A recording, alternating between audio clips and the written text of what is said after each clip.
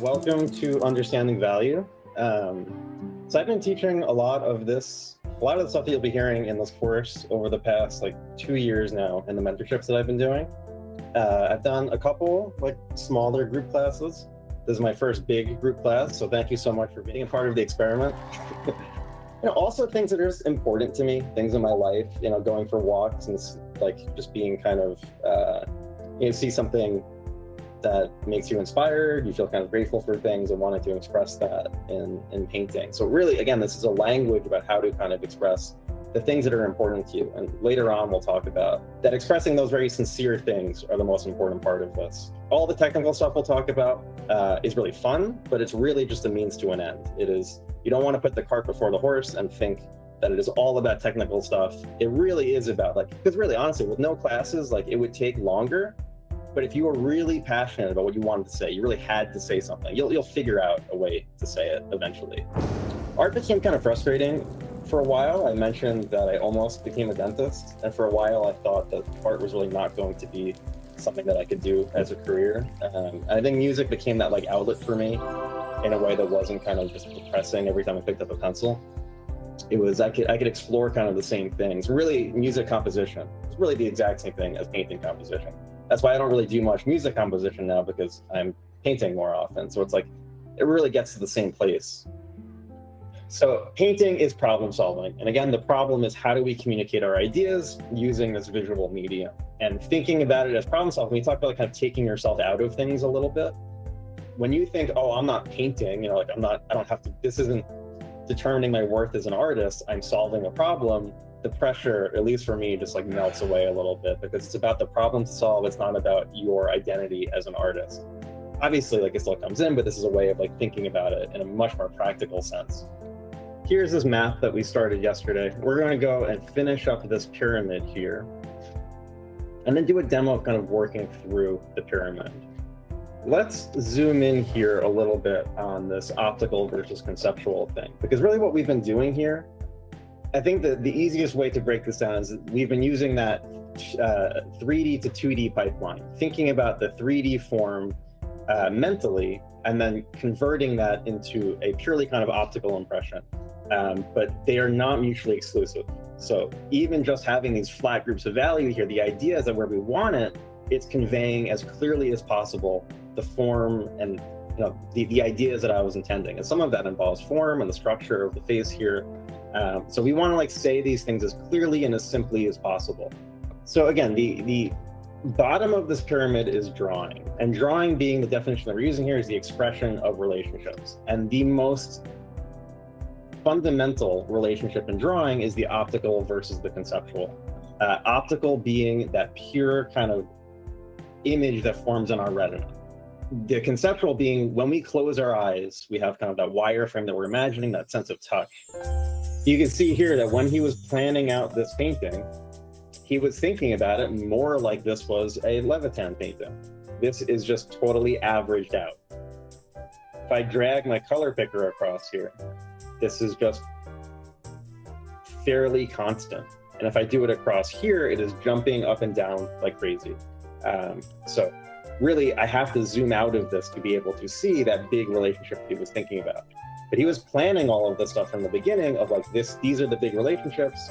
And then how do I add this specific detail in here and not lose that?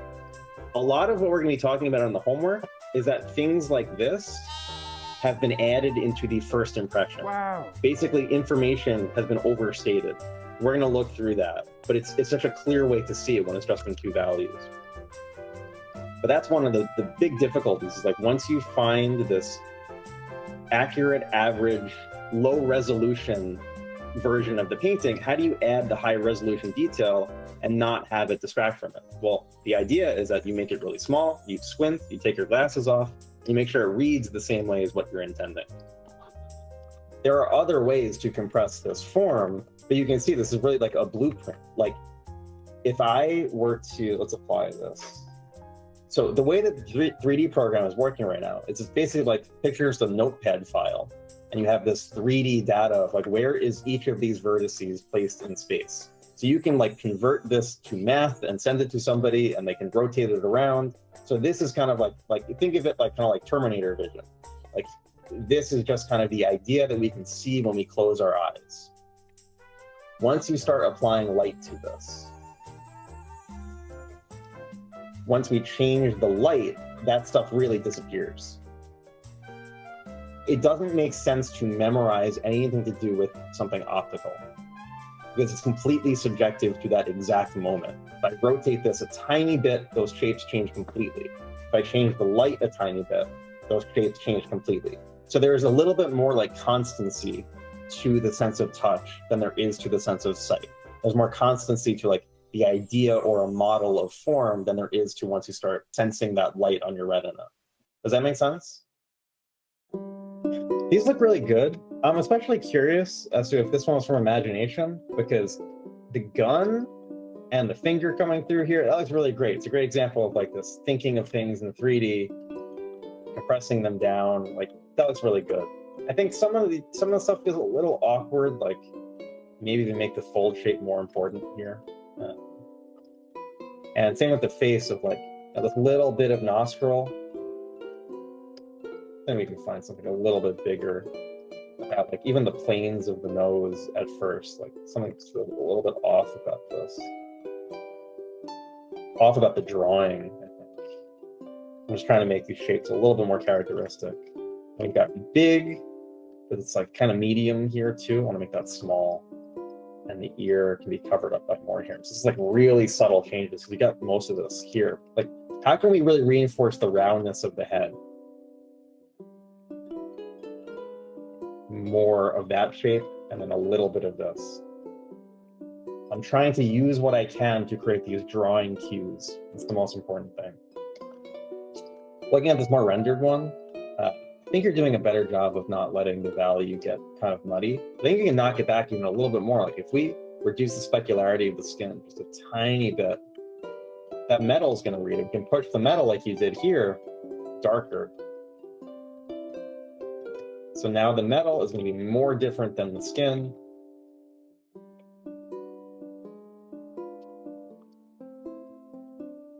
Knock back that specularity just a tiny bit. Now those materials are like really reading is different. Let's look at this Sorolla painting here, and let's look for the same things. Now we talked about edges being how fast do groups transition. Now when I look at this painting, I see some clear groups about these angle thresholds. Now remember that shape is related to form. So if we're going to get, say, this V shape here, well, why is that a V shape? Well, we've got maybe this kind of box-like form happening here, and then another box-like form happening here. Our shape we get from, well, he's thinking of this figure as two boxes. What about this arm here? Well, we've got kind of a major cylinder of the arm. We've also have another subform for the deltoid. We've got maybe a box-like form here for the wrists. That's lofting into this more cylindrical form. Now, all the angle changes that we're getting here are because of these thresholds he's setting on the form. And we looked at that in 3D. So we got the first week. 1, 2, 3, 4, 5, 6, 7, 8. Yeah, I think for balance, the way that I would describe this is if we look back at this kind of modern art version of the painting, remember we made this scatter plot? We had these important points and we connected them. This is creating a little bit of weight. If we get rid of it, my scatter plot looks a bit more like, and this is a completely different painting. One that, in my opinion, is much less interesting because now we have this and this are kind of similar to being the same size. We have a different ratio here. This is now a different musical interval. Whereas if we have some contrast here, well, now it creates this. Now we have big, and we have something that's a little bit smaller here. You know, just in terms of the way that this is bulging out, and this is concave, and this is convex. It's creating a different harmony, and this is more the harmony that he wanted. And that's why decisions like this, doesn't matter what he was really seeing. Was there a wave there or not? It doesn't matter. He was thinking about this line. And if we get rid of this and we don't have contrast there, well, then our line sinks. I never know what to pick for this because, let me try, picturing an apple. I mean, like, it's in color. It's not this high fidelity, but it's also not this cartoony. So, I don't know, maybe I exist outside of the spectrum. Am I alone here in like never knowing which one applies to me? Stuff like this. I got stuff of like, there's a crowd and then there's something happening and there's another crowd. And that's kind of what I wanted to show. I wanted to kind of be in the crowd. Similar to this, I didn't look at this image, but this is kind of exactly what I was thinking, like a row of people here. Then I didn't really look at reference anymore. Then what we're seeing, this is pretty much entirely just imagination. And just, I'm going to throw some relationships onto the canvas and see what happens. If I only have two groups and I only use the round brush, well, then I don't have to worry about too many different things. Now, again, it's not the correct way to work. I could have scanned a bunch of splattered oil paints and maybe it would have found something interesting in there and kind of found something from the chaos. But it's just what I chose not to do this time. Now, I really quickly went into 4 values without like having really any idea where I was going. So this was really rushed. Like there's not really any kind of 2-value basis for this. I jumped ahead pretty quickly because I wanted to figure out what are the relationships between these groups going to be. And I was like, okay, I'm just going to juggle a few more things at once. At this point, I'm not committed to anything. I'm just trying anything that comes to mind. Maybe if I have counter change here, I don't even know what the shape is. I could figure that out later if it works, but it's not really working, so I don't need to figure it out. I think it takes me about like an hour to then find the idea. In my head, this is still finding the idea. Come back, and I must have had this happen off camera again. I was like, okay, I'll take the mixer brush, sample the crowd, and just have them go way into the background. And then it kind of popped out the simplicity of the foreground, the contrast with the foreground, with that noise in the back. But again, this is not something I got from the 3D at all. And that's the last problem to solve. Now the image is solved. Now, if I really wanted to finish this, which I do at some point, it's even more labor. What? Like just taking all the relationships that I have here and upping the resolution. Just continuing to up the resolution until it's doing what I want. And it's going to change the feeling of it because this is fairly impressionistic right now. And the more I up that resolution, it's going to change things. I might have to rebalance some stuff. But yeah, that's basically it. That's the problem solving process. So, we've got a block here. So how do we kind of render out that block? It's just how much darker is that plane? A tiny bit darker. And we can compare it to everything else now. But yeah, that's all I have for like even the light on the tree now. These shapes. This is now a sphere. We talked about like the exact placement of the focal points. We've got the boat here. I think like again, kind of something about the big composition, the big idea could be worked on. Like this is creating a triangle here, and it's almost tangent with kind of where these are pointing. It's all kind of like leading here. Then we have these guys, some interest here, some interest here. It just feels like there's multiple ideas. There's like the boat against these, and then there's like, it's almost like a new picture over here. And my eye is going back and forth between these two, and they're kind of just like on a line. I think the read of this painting was, I didn't know where to look first. It's kind of split between these two places. That's what I'm trying to figure out to deal with. This is cool. I think you introduced like another kind of level of chaos almost that we can now rein in. This background's really cool too. I think the face could feel a little bit more 3D and the colors feel a little bit disconnected from the rest. It feels like very, very red. So I think that's one of those things that's like a traditional kind of compositional rule where it's like, don't have that thing. Don't have a wall kind of coming out from somebody's head, but there's so many paintings that do that. I think it could actually look really cool. So I don't think this doesn't necessarily bother me. I think if you wanted to break it up a little bit, you could, maybe if there was like, I was thinking like, what if there were like string lights or something? That could be a way to kind of like break it up a little bit. I think like, well, what could kind of be on a wall, basically. I think these faces are still again a little too desaturated. Can maybe contrast that more with the suit here. Maybe even get away with it being barely blue. So yeah, that's the stuff I would experiment with. I think this is going in really cool places. Does everybody know what halfway to black is?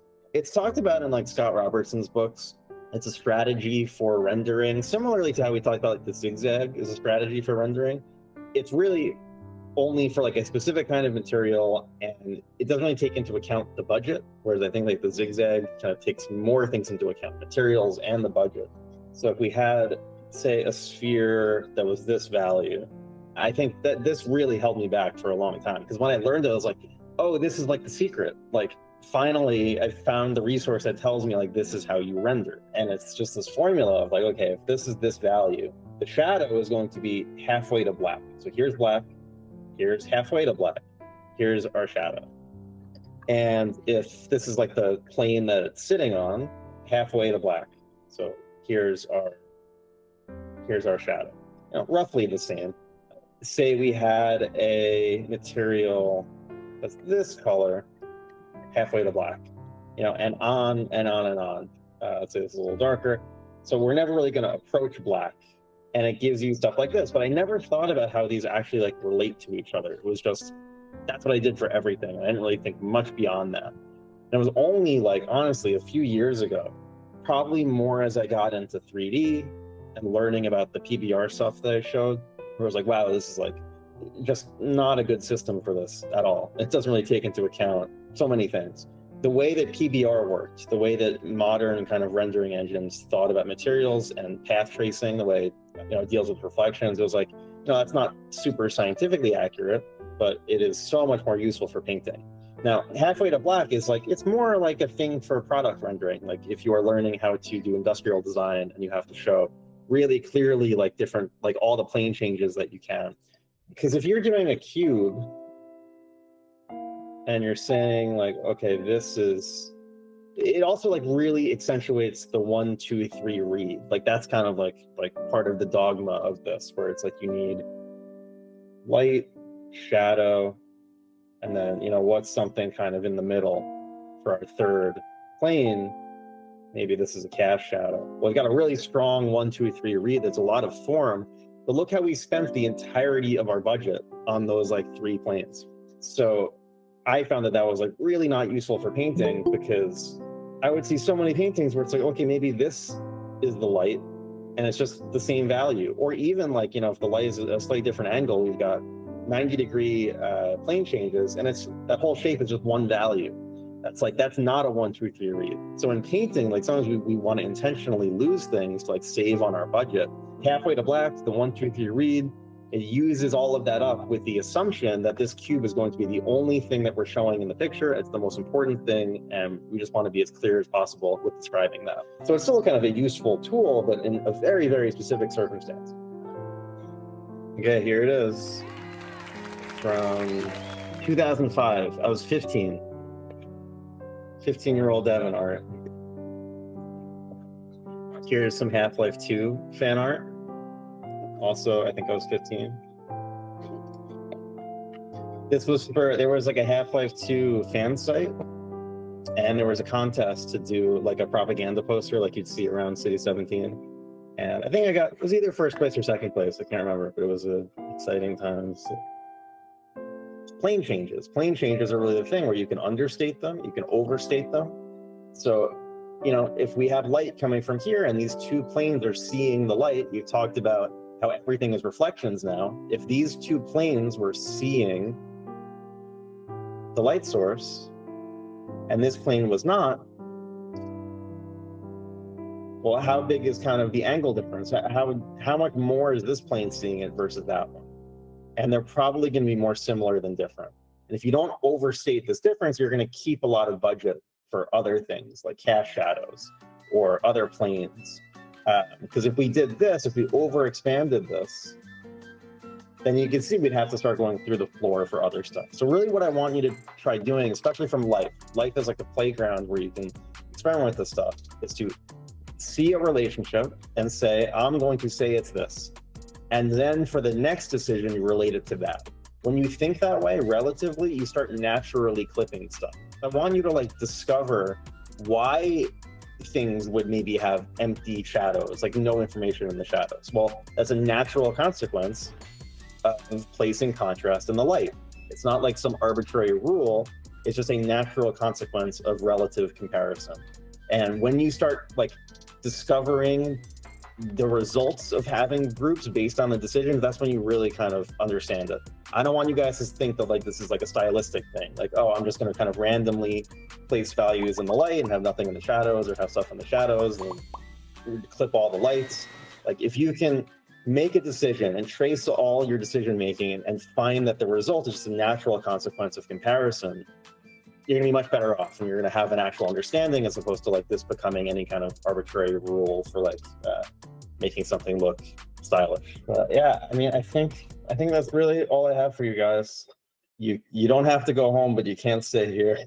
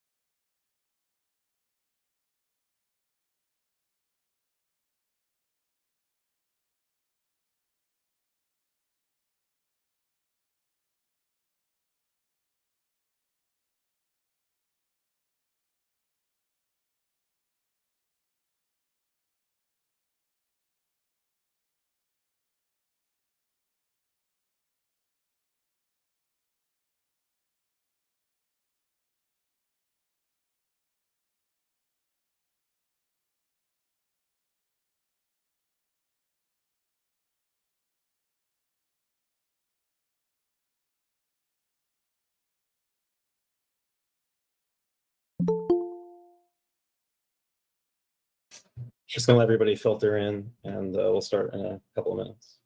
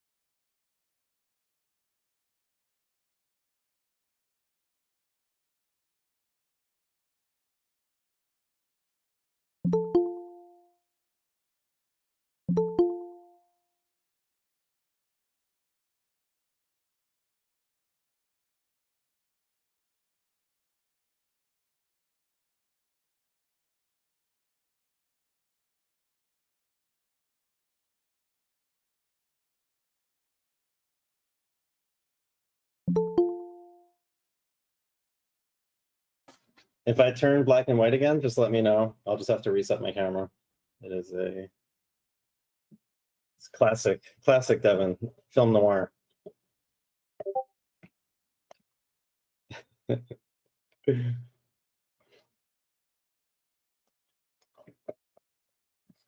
Yeah, it really does.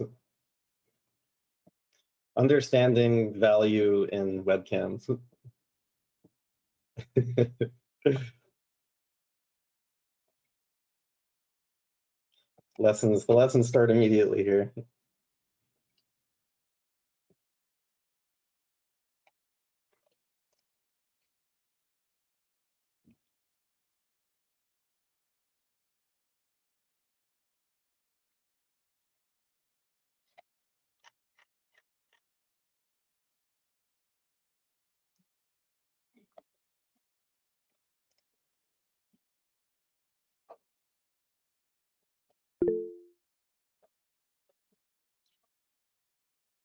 Okay, I think we can get started in just a minute.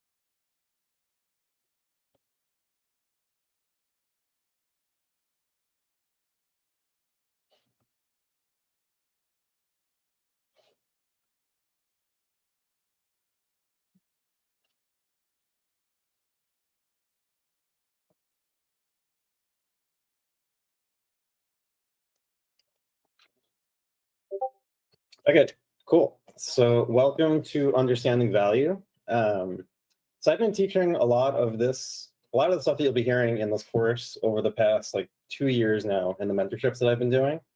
I've done a couple like smaller group classes. This is my first big group class, so thank you so much for being a part of the experiment. So yeah, I think before we start, anybody is welcome to keep their mic on, keep their camera on. I think having this be like a group discussion, questions are welcome from anybody at any time. So yeah, if you have a question about anything, feel free to interrupt me. If you feel shy about interrupting me, if it seems rude or something, number one, it's not. Number two, there's a raise your hand feature in Meet. So if you click that, it'll pop up and I will stop whatever I'm currently ranting about to take your question. So okay, yeah, we'll go over some more of that too in the slides here. But yeah, I think before we start, does anybody have any questions at all before we begin? Anything technical or anything?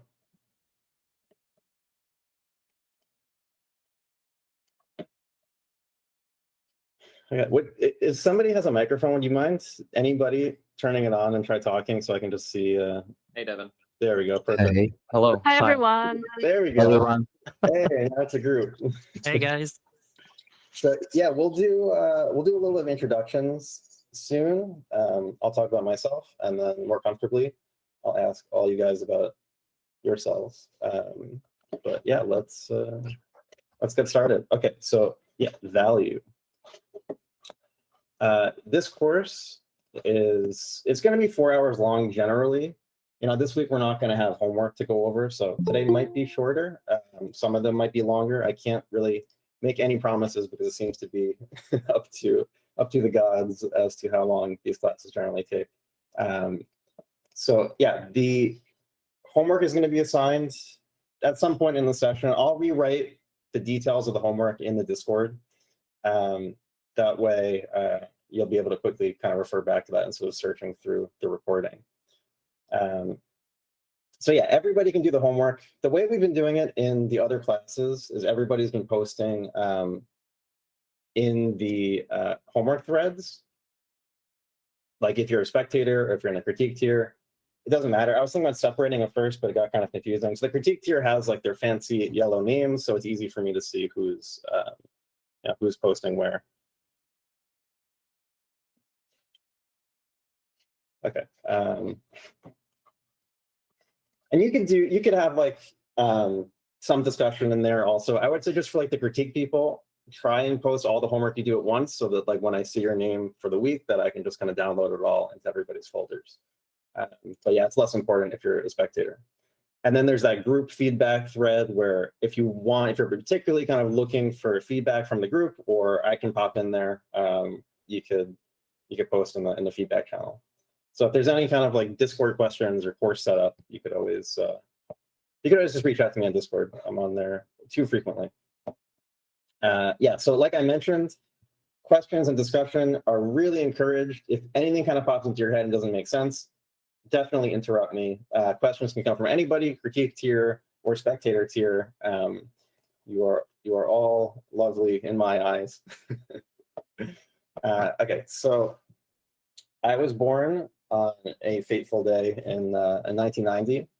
I'm originally from New Jersey, but I live in Canada right now in Montreal. I moved here about 4 years ago to work for Gameloft. Over the past years, I've worked for clients including Luma, Microsoft, and Titmouse. Luma, I've done a lot of keyframe art for, which is, I think it's been my most enjoyable freelance experience. Basically, taking a script and working out how to make an interesting movie still out of an important part of the script. Titmouse, I've done a lot of like, it's not really painting. I've been doing a lot of 3D stuff. I think I like that kind of separate aspect of things in 3D, and to be able to do that for work at the same time is kind of refreshing. Like if I'm doing Titmouse stuff and it's scene set up for a show and I'm working in Blender, it doesn't feel kind of tiring for personal work. It's like it can keep that separation really well. Other jobs are like, if I'm doing that, I'm completely spent at the end of the day.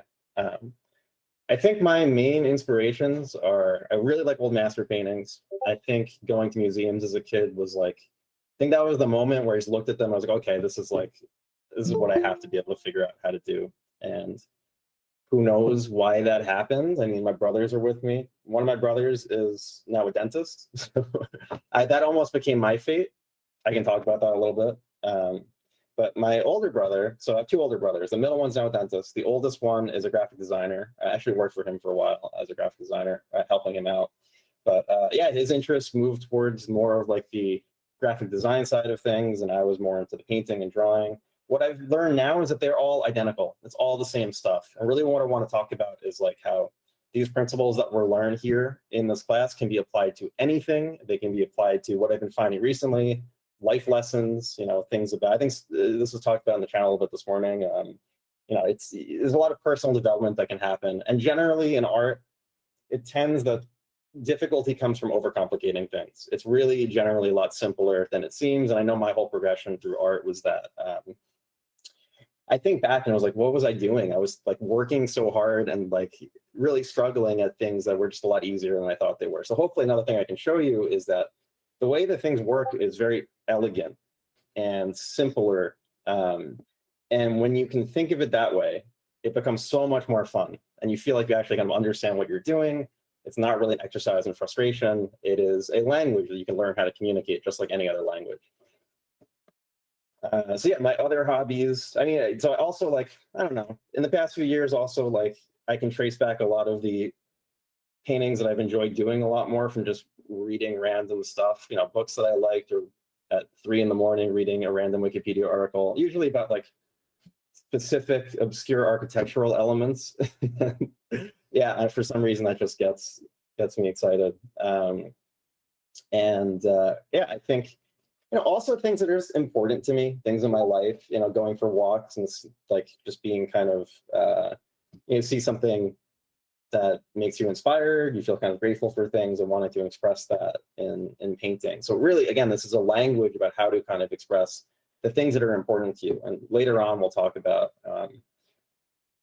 that expressing those very sincere things are the most important part of this. All the technical stuff we'll talk about is really fun, but it's really just a means to an end. It is, you don't want to put the cart before the horse and think that it is all about technical stuff. It really is about because really honestly, with no classes, it would take longer, but if you were really passionate about what you wanted to say, you really had to say something, you'll figure out a way to say it eventually.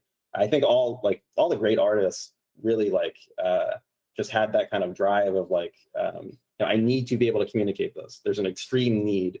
And maybe at first they don't communicate it perfectly or very elegantly, but over time you kind of refine the way that you're saying things. But it comes from that drive of like wanting to just get that thing out, either to yourself or to other people. That doesn't really matter, but just focusing on kind of like that pure kind of reason for doing things. Some of my other hobbies include music. I played guitar for about 10 years, and piano I just picked up this year. Art became kind of frustrating for a while. I mentioned that I almost became a dentist, and for a while I thought that art was really not going to be something that I could do as a career. I think music became that like outlet for me in a way that wasn't kind of just depressing every time I picked up a pencil. It was I could explore kind of the same things. Really, music composition is really the exact same thing as painting composition. That's why I don't really do much music composition now, because I'm painting more often. So it's like it really gets to the same place. Music performance is very different. I find it's like not something that's you can easily get from painting. It's a much more kind of cerebral activity. That's why I think like something more visceral and active, just playing guitar, whether it's in your bedroom or like in a band, rock climbing. Also, rock climbing is just good for you physically, because I used to have wrist pain, and rock climbing just completely took care of it after strengthening. It was that and some like mindful work on ergonomics, not clenching my hand. I used to clench my fists while I was painting, like a vice grip on the tablet pen. And I really just had, I wore like a wrist brace for about 2 months, so I couldn't clench. I just became more mindful about it. So that in combination with rock climbing made this more of like a sustainable thing, painting digitally, because yeah, on its own, doing it all the time, it's not super healthy. Photography also, I think, kind of gets you out in the real world. It's a much, again, it uses the same exact principles that we'll be talking about, but you have a lot less kind of direct control over things. You have to work with what is there, especially if you're doing like street photography. And there's an immediate gratification that you don't get from painting. So basically, like, there's this big umbrella of the principles that exist in the universe that all of these forms of art and communication draw from, but each in their own kind of unique way with pros and cons. And yeah, I feel like I use some of these hobbies to like supplement where painting doesn't really, can't really go, and vice versa. So now we've gotten me out of the way. I think I could talk a little bit more about myself and kind of my journey through art, maybe in the next slides, or maybe I can do it now. Let me think. And then we can go back to introductions. So yeah, I might as well talk about this now. So I always was very into painting and drawing, like I mentioned, like going to museums as a kid. Like it just always felt like in the back of my head, this is what I wanted to do. And I just assumed somehow I would get there. I think that's why like I didn't pay much attention in math class, because it was like, you know, on some level, I'm probably not going to need this information to this level of detail in my life, even though I had no idea how this was going to happen. And so I went to Northeastern University, a school in Boston, a big school with a digital art program. And it was just not what I expected. Honestly, like I thought you could get art education from anywhere. Like it would all be the same. That's not the case. Art education is very, very variable, and you have to know exactly really what you want in order to get something from it.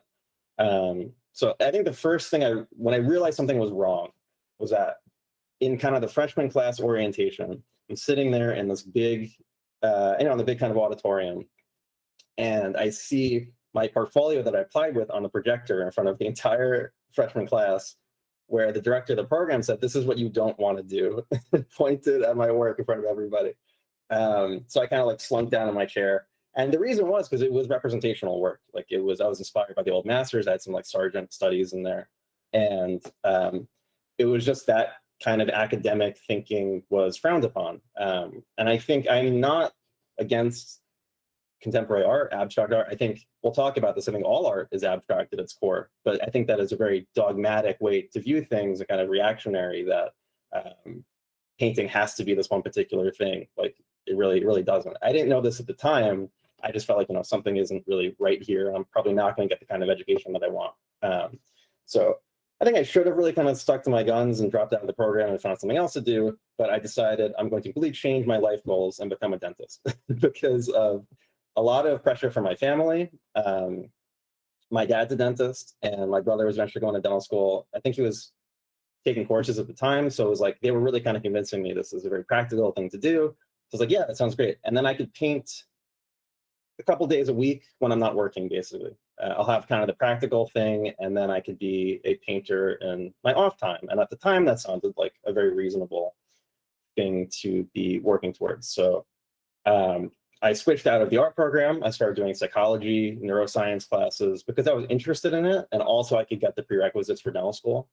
So I took a lot of biology classes and sensation and perception, which is actually kind of stuff that I helped out with Justine's color class a couple weeks ago, and talking a lot about some of the stuff I learned in school about sensation and perception and your senses in general. And we'll go over this again here. So there was some stuff I learned, and I'm glad for like the diversity of the education, but it really wasn't like anything I couldn't have learned on my own. So yeah, that was about the time that I kind of became more interested in music, because art felt like this thing that like I wasn't really going to be able to achieve at this point. And I never thought of myself as a musician. I never had that baggage of like my identity it was never like a musician. So I could fail and fail at playing guitar, and it didn't get to me. It was just, I like playing guitar. I want to be able to do this thing. I want to be able to compose music. So I just kept at it. And whenever I like didn't achieve a particular goal as well as I wanted to, it never felt like, okay, my whole identity is like in jeopardy. I think that was really the main reason why I could just kind of relax with it and improve, because I never took it too personally, and I felt like it was something that was important to me, but that there wasn't all this kind of extreme weight to it. That is a really important lesson, I think, because for whatever reason, that was always a big part of the danger it felt of practicing art, was that if I don't do it well, there goes, number one, my identity, my potential of like being an artist for a career. There's so much weight and baggage, so it becomes really, really stressful. I think a big part of doing things that are really important to you is being able to kind of manage that stress, which is natural. I think like some people say that, it's not like you're doing surgery or something. Like nobody's going to die on the operating table if the painting isn't successful, or it's not that serious, basically. But I think it is serious because we take the things that were important to us very seriously, and it can get wrapped up in our egos. So I think just kind of acknowledging that stuff is important is a very kind of like practical way to look at it. So let me think. So I graduated from school with a psychology degree. I started taking more kind of prerequisites for dental school, which was like anatomy classes and stuff, which I enjoyed so much more because it's like, okay, I can apply this to art. And it was like I actually kind of paid attention in those classes because like this is actually now relevant to the things that I'm interested in. I found that really enjoyable. I worked at my dad's dental office for about I don't remember, just a few months. I was on my way to get my X-ray license, and it was just I had this moment of like having on the scrubs, looking in the mirror, and realizing like I cannot do this for the rest of my life. And if I did this and I was like a weekend painter, basically, it would not feel like a sincere existence to me. Wait, hang on. I think there was a Miro invitation by accident. So yeah, I felt like I realized at that point, like painting is about sincerity and expressing things, and I wanted it to be more than just a hobby. Basically, if like that's the most sincere way that I could live my life. So I didn't know how I was going to achieve this. I was fortunate enough that my parents let me stay at home, and the only plan that I had was I'm just going to start painting from life, like every single day. So right out of college, I bought this model skull here and just decided, well, this is something I can do, fairly consistently. I just felt like, it was some kind of plan, because all of like the old art forums that I knew, like conceptart.org, they had all gone by this point. The internet had started to change away from the old forum days. Things were going towards Facebook, and I felt like, that those communities are gone. I don't know, like I felt kind of alone in my parents' house in New Jersey. Like, how is this going to happen? This was the only plan that I had. And then I found out that other people are actually posting on Facebook now, like all of their art. And there's actually like a pretty supportive community there, with an emphasis on like studying and improvement. I think that was super, super important for my development, because at that point it seemed possible. I saw people who were my age and younger who were making a living from it already. And it was like, okay, this is great. And also, like, because there's a potential to make money from this pretty quickly, I can show my parents that I didn't just make a huge mistake by like not pursuing dentistry. So that was like a huge thing in my head, a huge thing that I realized that I was really communicating through my work, of like this anxiety about needing to make it and prove to people that like I didn't make a mistake, and prove to myself that I didn't make a mistake. Like the things that we're thinking about while we're painting always come out, because this is communication. And whenever you're feeling a certain way and you're communicating, like you can try to hide it, but other people can pick up on it at a certain point, and like it makes so much more sense to be sincere. Now I realize, like, if I'm feeling anxious or in a bad mood while I'm painting, it's like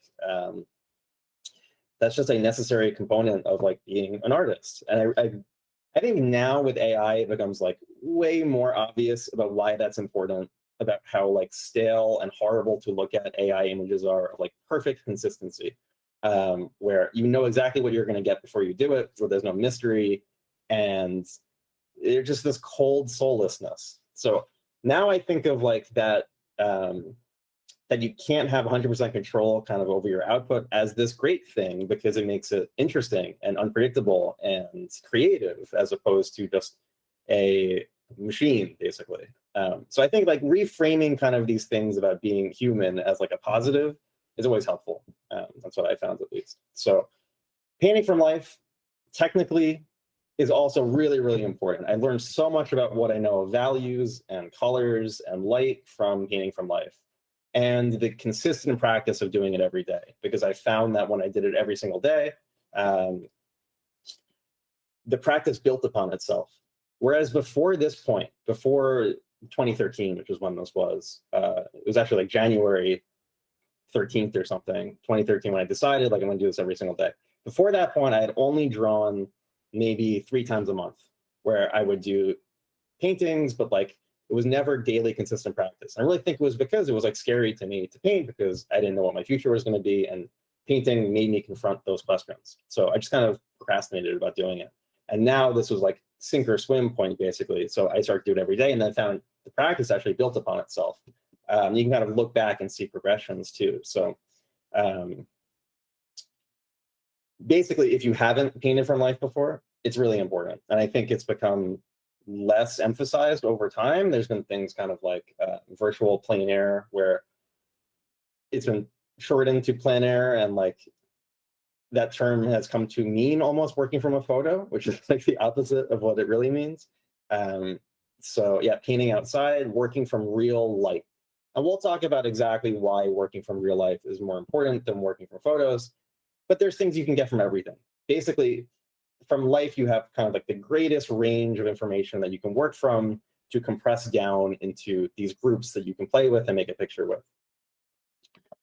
So these are just a handful of some of the things that I did from life over that time. These are really like, I think it's 2013, 2014, 15, 16, end of 2016, something like that. So around that same time, I was painting from life, and I found that I mentioned, like, I met people on Facebook. They were getting jobs, or a lot of them were like illustration jobs. So I just felt like, that's how you make money as an artist. You do these illustration jobs. And Magic cards, that was kind of like the big prestigious thing. I always had this idea of like prestige in my head, like I'll work for Magic, or I'll get this job at a studio that everybody's heard of. And again, because then it'll be like, what's the word? Justification or validation that like my decision, again, to be an artist, like that it was the right one, that I can do it. I was really just kind of looking for that validation. So I started to make work that like was like what my friends were doing and that they were making money from. And it really was not me. And I didn't get any work doing it. And I was really frustrated by it, because it was like, I felt like it was okay, but I don't know, my heart really wasn't in it. It was honestly just for like potentially to get jobs. I wasn't that into fantasy. So I don't know, things like just I don't think anything really makes sense about the design of any of this. And I think, yeah, it's kind of stiff and maybe a little bit too kind of sketchy and impressionistic and unfinished for the Magic the Gathering stuff. So it really didn't work out. And I was really frustrated because it was like, I saw all my friends having more kind of success. I think now this is a blessing in disguise that I kind of like failed at this goal to like be something that I wasn't, which was a fantasy illustrator. Because it really forced me to figure out something else. If I had that success, I would have gotten positive reinforcement from that in the form of money mostly. And I think it would have been really, really hard to get out of. And I've seen this with my friends, I've seen it with students all the time. This is probably one of the biggest dangers in making work, is that you're successful at something that you don't really care about and that you're just doing for other reasons that you're not really passionate about. It's the hardest kind of thing to get out of. It takes so much work. I've seen it with students who have been in the industry for like 10 years and they just don't like what they're doing anymore. Maybe they were interested in when they were 16, but now it's like a decade or 15 years later and they're still doing it and they still have to do it. And yeah, it's the frustration that can happen from like, this is all I know basically. And like, how do I kind of back away from this and make new work while still having to do that to pay the bills? It's a really, really difficult situation. That's why I recommend, as early as possible, figuring out what you are most passionate about and really pursuing that. Because when you do that, that's what other people will come to you for. People will respond to that, and you'll make your own niche basically in the world, as opposed to kind of trying to be exactly. I mean, therapy first. Accepting yourself. Really, the idea of like not having shoulds in this, like I should do this. You are what you are, and accepting that. And it turns out to be kind of the best path forward, personally and professionally, when you do that. So it's not even like you're sacrificing something. When you're chasing the thing that makes sense, usually, or if you try and like target a studio, unless that's exactly what you want to do, unless that's the greatest fit for you, it tends to not work out. And it leads to burnout. You can get let go, things like that. So yeah, it's has a teacher that used to say, "Don't should all over yourself." I'm reading a book currently called Dare to Lead. Exactly. And like, again, painting is important to us, and there is real kind of pain that comes from it when you feel like you're not really achieving your goals. So yeah, I think this stuff is really worth thinking about, because so much of this stuff is mental.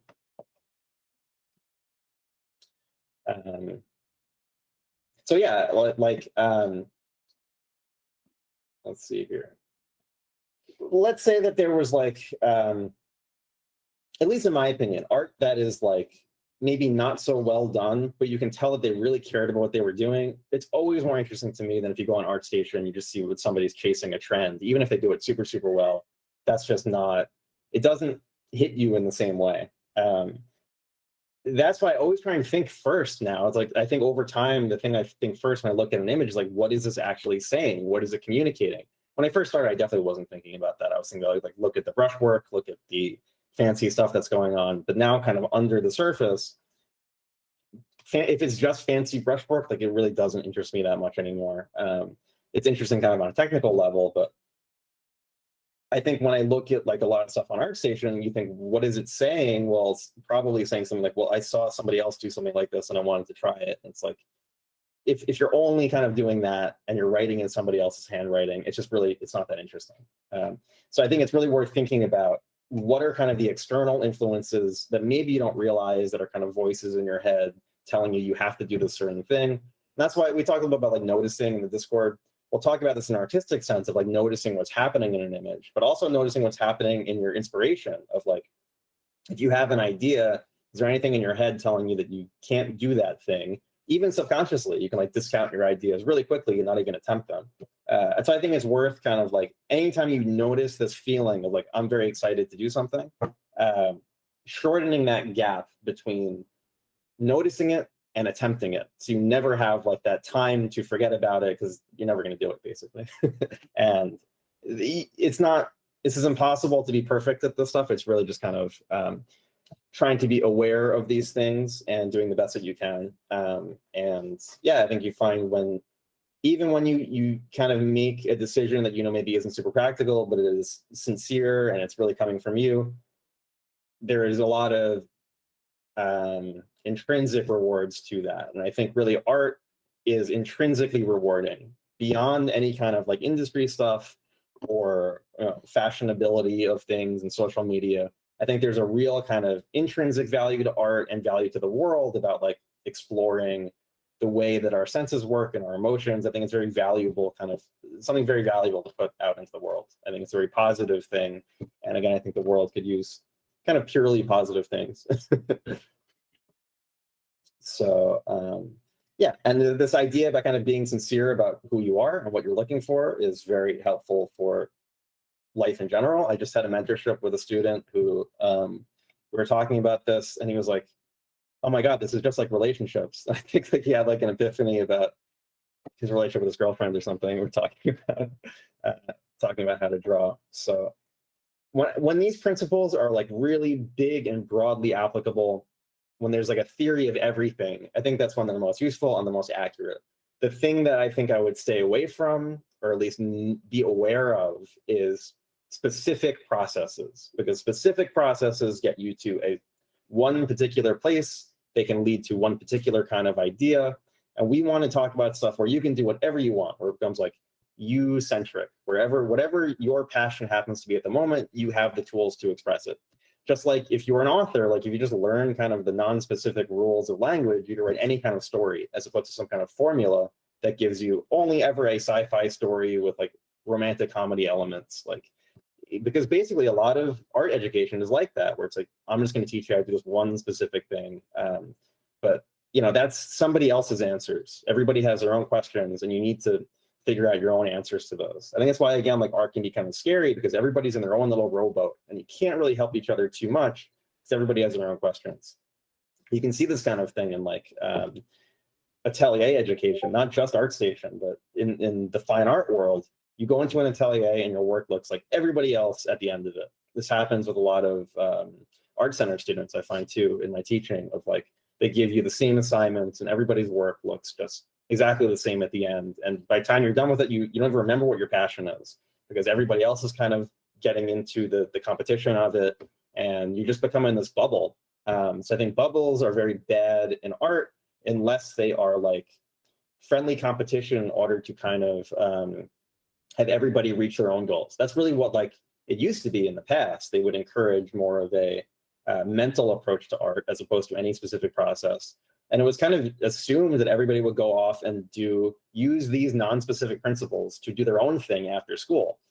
It's slightly different now, where everybody is kind of assumed to do their own thing after school, but what you learn in that education just strips you of your individuality and makes it impossible to even achieve that. So there's kind of a contradiction there that there didn't used to be in the past. Can you expand on what you mean by sincere? Do you mean only following what appeals to you, like meaning painting? Yeah, exactly. Like, we'll talk about it here, but really what makes you excited to wake up in the morning and paint something? To me, I think about like just that, like, it's almost like childlike instinct to want to paint something, where just you get drawn, like you see something where something happens, like I really want to draw that or paint that. That's it. It's really hard to be kind of more specific than that, because if you think about like, so I'm not particularly into this kind of like caricature stuff, but I think I would rather look at some of the stuff, depending on the artist, like than something that is just really like trying to be somebody else's handwriting. I think, again, this is maybe off in the weeds, but like caricature stuff can kind of borrow a lot of the same ideas and maybe not be super original. But my point in this is like, if a drawing is like, okay, this artist looked at a picture of Tom Cruise and decided like, wow, I think it's really pretty funny how crooked his teeth are. Like, maybe it's not the most mind-blowing idea in the world, but if they sincerely find that interesting and want to be able to draw a picture to like communicate that to somebody, that's all it takes. And you can have a really great caricature of anybody. Like, the idea can be as simple as like, wow, aren't Tom Cruise's teeth crooked? And like, that's really not a very interesting thing to communicate over text. But if you do a drawing that like really gets that across, you've just communicated something using art that's a better tool for that than something else. So really, there is no like, something sincere is not highbrow or lowbrow. It doesn't have to be highly rendered or very abstract looking. It's just whatever you look at and makes you want to communicate something visually. That's it. Does that make sense, Sean?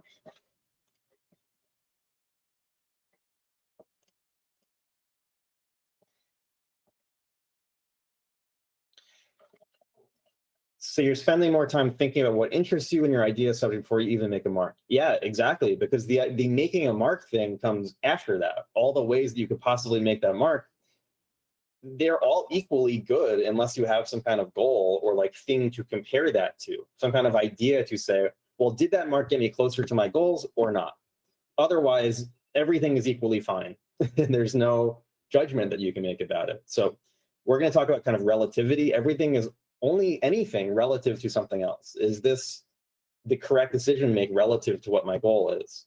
It's true in everything. You know, when I went to the atelier, the big thing, so like I had that experience in college where I realized that that kind of education was not useful. But then I thought, okay, I'm going to go to an atelier, like all my greatest influences did kind of classical art education. Turns out that was kind of the exact same thing. It was very dogmatic. I found the same exact problems. And the first clue that I had to that this was not what I wanted, was when it was a site size method. And I was told that this is kind of like the secrets of the old masters, that they work site size, that Sargent works site size, basically drawing what you see at exactly the same size that you see it. Is anybody unfamiliar with this?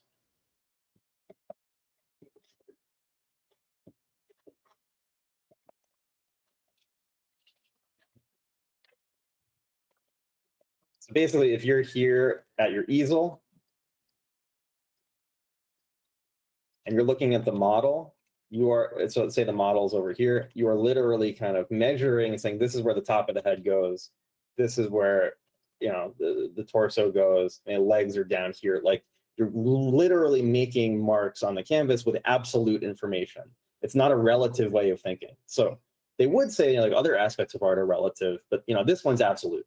And that just did not make any sense to me. Like, why is drawing and drawing accuracy any different? And that's when I kind of realized that the whole philosophy of the school was nonsense, and that a lot of the atelier stuff can actually be pretty damaging, because it just gets you into this like method of working, and there's nothing beyond that.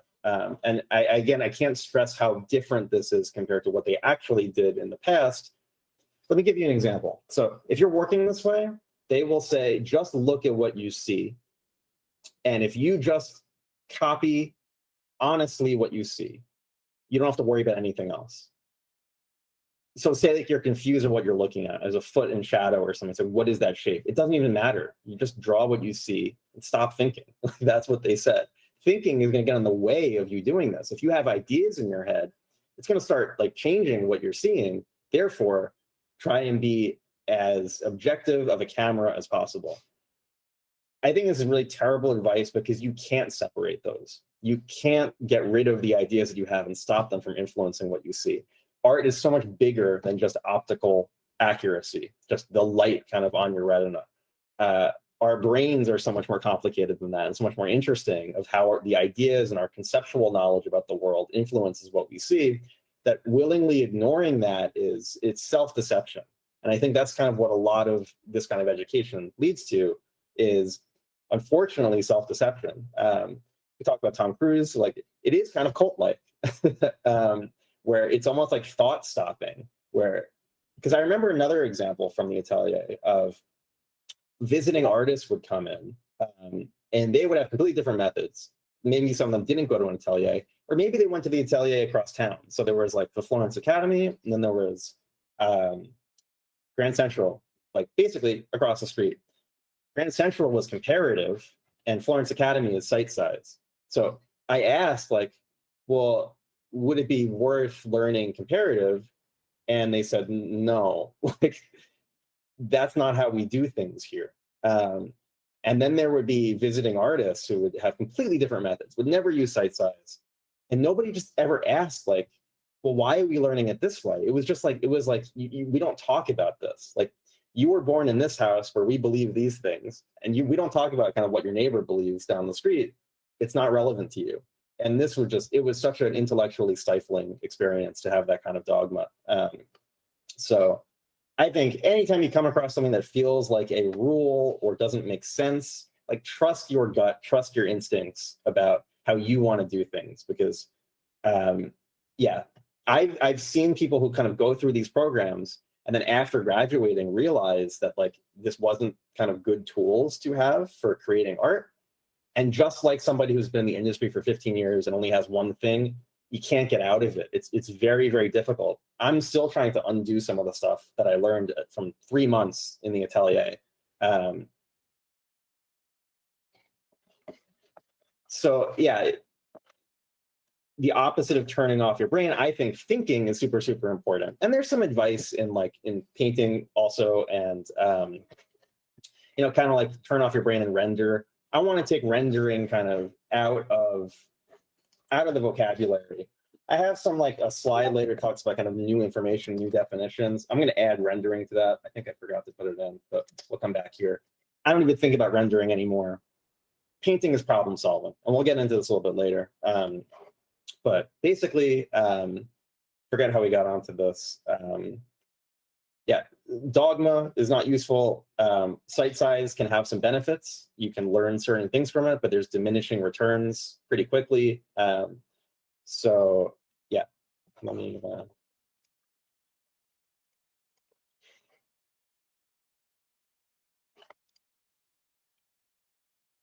Okay, so this was like a year after these. I went to a convention in. When I hear from a teacher, don't ask questions, I always think that I probably don't have anything to take from that person.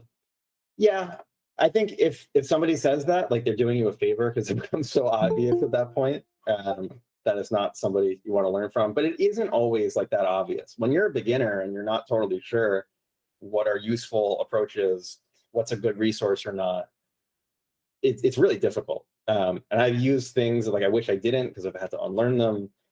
And Michael Hampton anatomy is an example of that. Like, a lot of that stuff is just like wrong and not helpful. And there's resources like that where they just do more harm than good. And that's why I think like not kind of expecting this path to be perfect and not latching onto any one thing as this is my identity now. That's the biggest danger of like a lot of this stuff. Because at the school, it was so tempting to be like, this is just who I am now. And I could like teach at this place, and I'm that identity that I wanted when I was first starting, of like the legitimacy of a position or something like that. Like, that's the thing that is so tempting that you can kind of let go of and practice letting go of it. That like, no, it is, I am me, and the things that I'm interested in are always changing constantly. And like not having this kind of thing that you latch onto as a safe kind of identity, because it's really stifling in the long run. So the next year I went to convention, Massive Black Convention. This was right after these.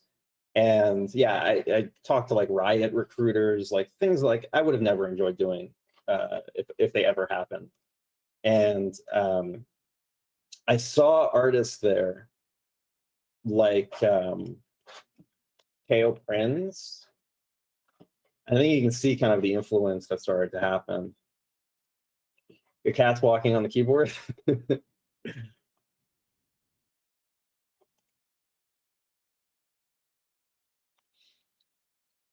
So what I realized at this convention was that all the artists that I really liked, Colleen. So I'll take like a short kind of detour. So number one, I think there's just too much emphasis on like individual parts. It doesn't really add up to any kind of larger whole. If you look at the stuff, the larger whole is just incorrect a lot of the times. And I think when we're talking about art and painting, it's all about the larger whole, the big ideas of things. I'm not an anatomy expert. I've learned a lot of the stuff that I know about anatomy from Ramon, he talks a lot about this stuff too. We're going to have probably more classes or workshops with him in particular. So this kind of thing I found like was never my intuitive strength. I think value more was. But these principles are exactly the same. It's like, again, like if you know guitar, it's like, well, you know a lot about violin, but you can't just pick it up and play it. You got to learn the specifics of that. There's some things in Michael Hampton's teaching, like the eyes are just too high. Like they're in the wrong place in the sockets. Like the proportions are just generally incorrect. And you could see a lot of that stuff filter down into, the students. So like really, I think the idea here is that if there's kind of like a standard orthodoxy of like, this is a good resource, like just always question it and always do your own research. And like if you want to know facial anatomy, like buy a skull and like look at a variety of sources and a variety of resources and see what happens to be kind of repeated over and over again, versus kind of, again, this is a source and this is kind of now the gospel of it. Posted a couple of things that you made me think of: how to think when you draw, how your personal style comes out as a couple of different things, and some examples. But yeah, so I really think of style as just like your handwriting. You never really had to think about what is my handwriting. It happened naturally. And if you like try and cover up your handwriting, that kind of embarrassment of like, even your handwriting can be like a scary thing to put out into the world because it's just such a core part of you. And I see that in some artists who like take on the mannerisms of other artists, sometimes really, really closely. And that's perfectly reasonable to do early on. A lot of my work is just a complete copy of the artists that I liked when I was starting back then. But I think once you kind of know the technical side of things, then really all you're saying with your work is that like, I just don't want to put myself out there. And it's not, again, it's probably not the message that you want to put out into the world. So when I was in this convention, I just realized like the artists I really love, Theo Prinz, Tom Scholes did a lecture there, Daniel Chavez, all had just their completely own thing where you wouldn't like mistake their work for somebody else's. And I realized like here I was trying to cover up the things that were unique about me so that I can make things that looked like magic cards. So that like nobody had to know that I did it, and just saw, if this went into the art drop, like maybe they would say, this looks enough like our stuff, we'll hire you. And like that was the highest of my goals. And I realized here that like everyone who I looked up to did not do that, and nobody came to them to look like somebody else. So I was like, my whole mindset here is completely wrong. I don't think this helped me at all to like quickly kind of start getting work doing this. But I basically said like, if I'm not gonna be able to do magic cards or like have this kind of illustration work, if like Paizo publishing companies, like I never even got like any kind of replies. Like I'm just gonna do what I find more interesting. So some more of my influences, maybe like Golden Age illustration stuff, Bernie Fuchs, abstract things. Also, I mentioned my brother's a graphic designer. I talked to him about my work around this time. I don't know if there's other examples here, but let me see if I have some. I was just like obsessed with form.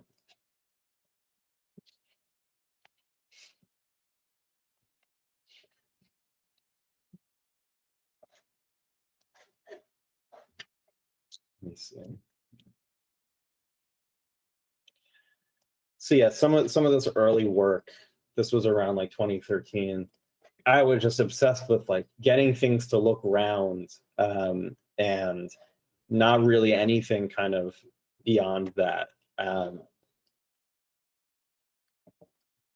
So I remember I was talking to my brother and he just mentioned like, you don't think about composition. I was like, what do you mean? Like I thought composition was this thing where it was like, you learn kind of the golden spiral and the golden ratio.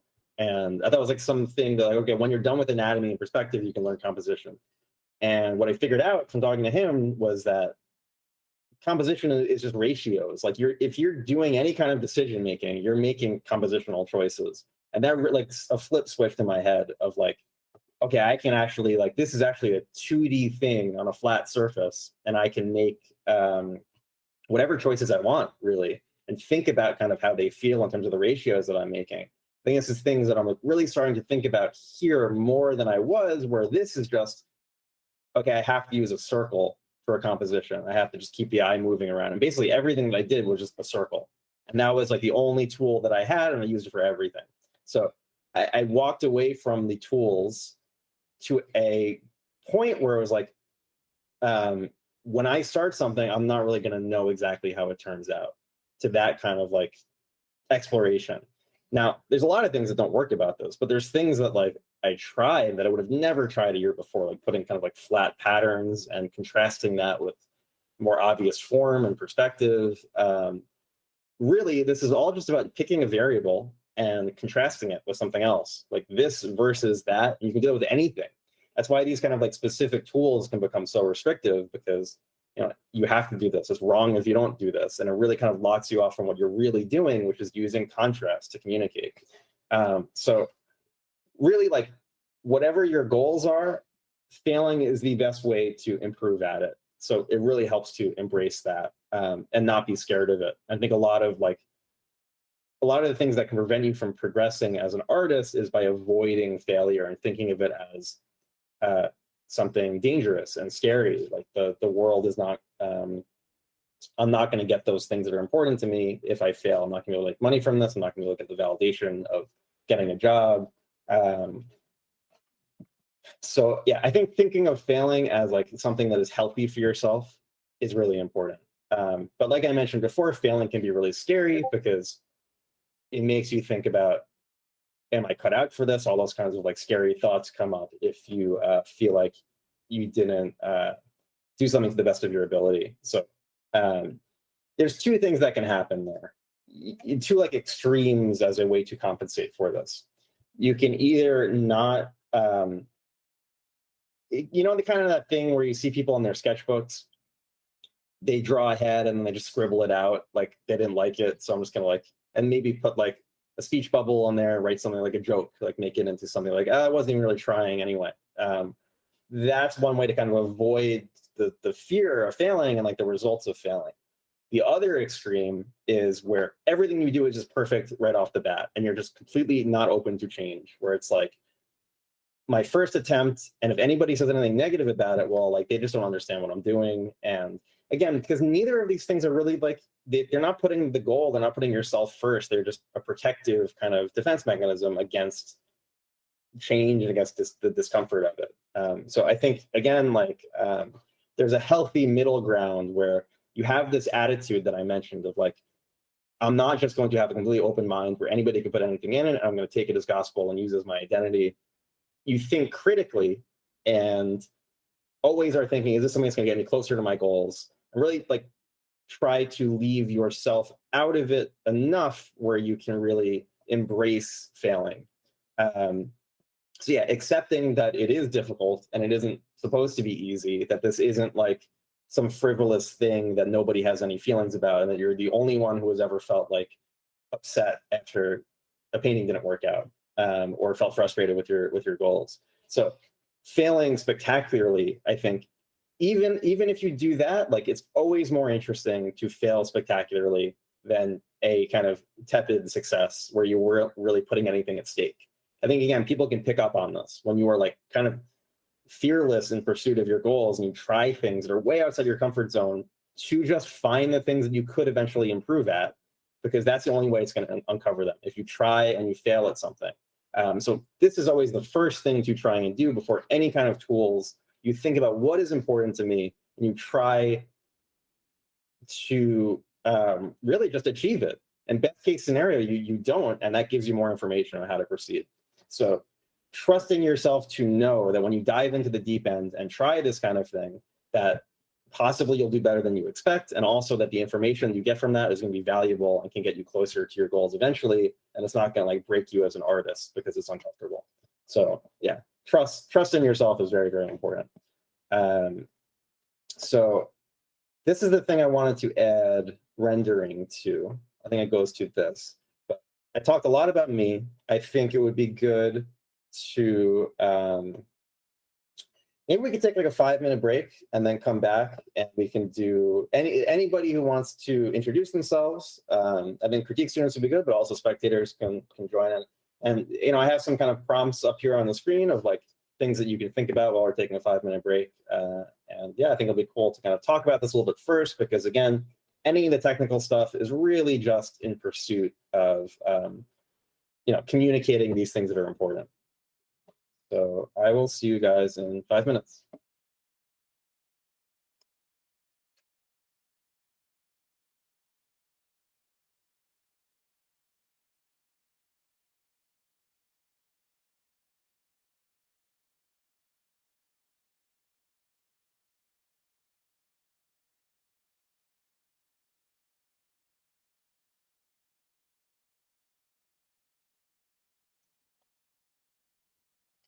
Okay, so I think we had a question in the chat before we start.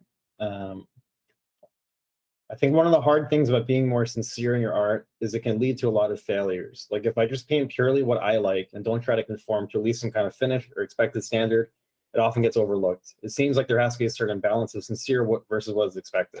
Or maybe you just have to keep pushing through those failures until you make something that connects with people. So this definitely takes longer. And I think what you said about pushing through until it connects with people, that's the thing, because nobody has figured this out before. Like you have to kind of figure out what are the tools necessary for me to be able to communicate these things that are important to me. Nobody else has figured that out because you're a unique individual. So if you kind of like cheat the process and take some shortcuts by doing something that somebody else already figured out, it'll definitely make things go faster. The problem is that you hit a wall. You get stuck where you probably aren't going to be happy doing that for forever. And yeah, it just leads to all kind of the problems that I mentioned, like burnout. I think there was a question about burnout here too. So yeah, I think also like if you're doing like fan art of things that people already can recognize, yeah, I mean they're gonna have an immediate kind of connection to this thing because there's a shared experience there. So if you have something like really unique but you're confident about it, it's worth putting in that time. And there's you can do other things in the meantime. It doesn't have to be kind of like an immediate like I'm only going to always be 100% sincere. Again, like you can't do this stuff perfectly. It's about making your best attempt to like to do that. So if you know that you're doing something that doesn't feel right to you, like that's the thing to really stay away from. Because again, if you get known for doing something that you're not going to be always happy, that you don't feel great about in the moment, like you don't want to have further kind of reinforcement of that. But yeah, I always think like it's really tempting to kind of take that shortcut and like get that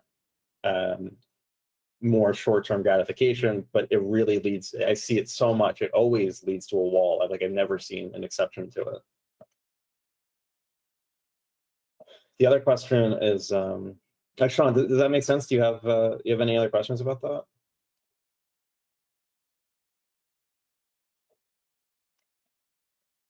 Okay. So then there was a question about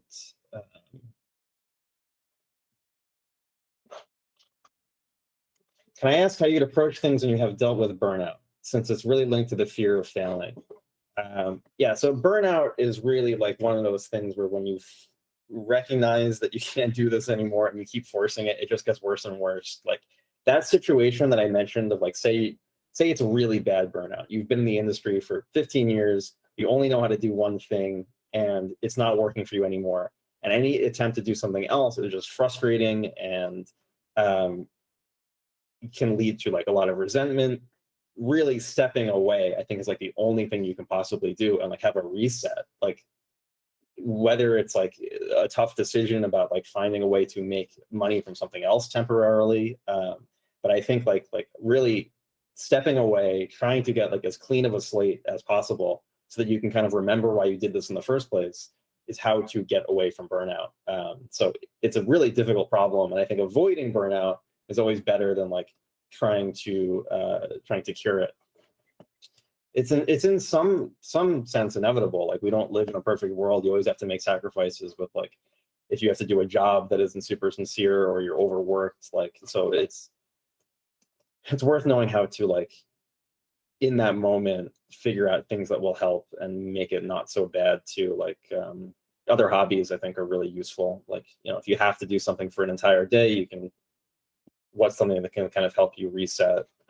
so that it doesn't get really bad. Again, I think the worst kind of possible form of burnout is when you go for a very, very long time and you get stuck in this like thing where you only know how to do one thing and it's not working for you anymore.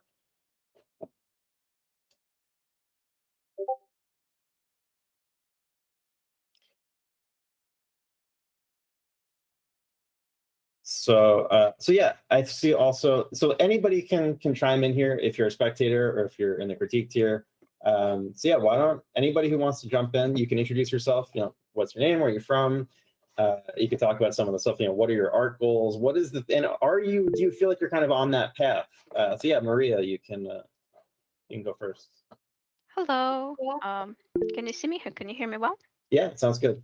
Great. Hi, my name is Maria. I live in Seattle and I'm a senior environment artist. I work in games and I make 3D assets, I do world building and all other things. Cool. So do you feel like you're kind of doing the thing that you feel most passionate about at work?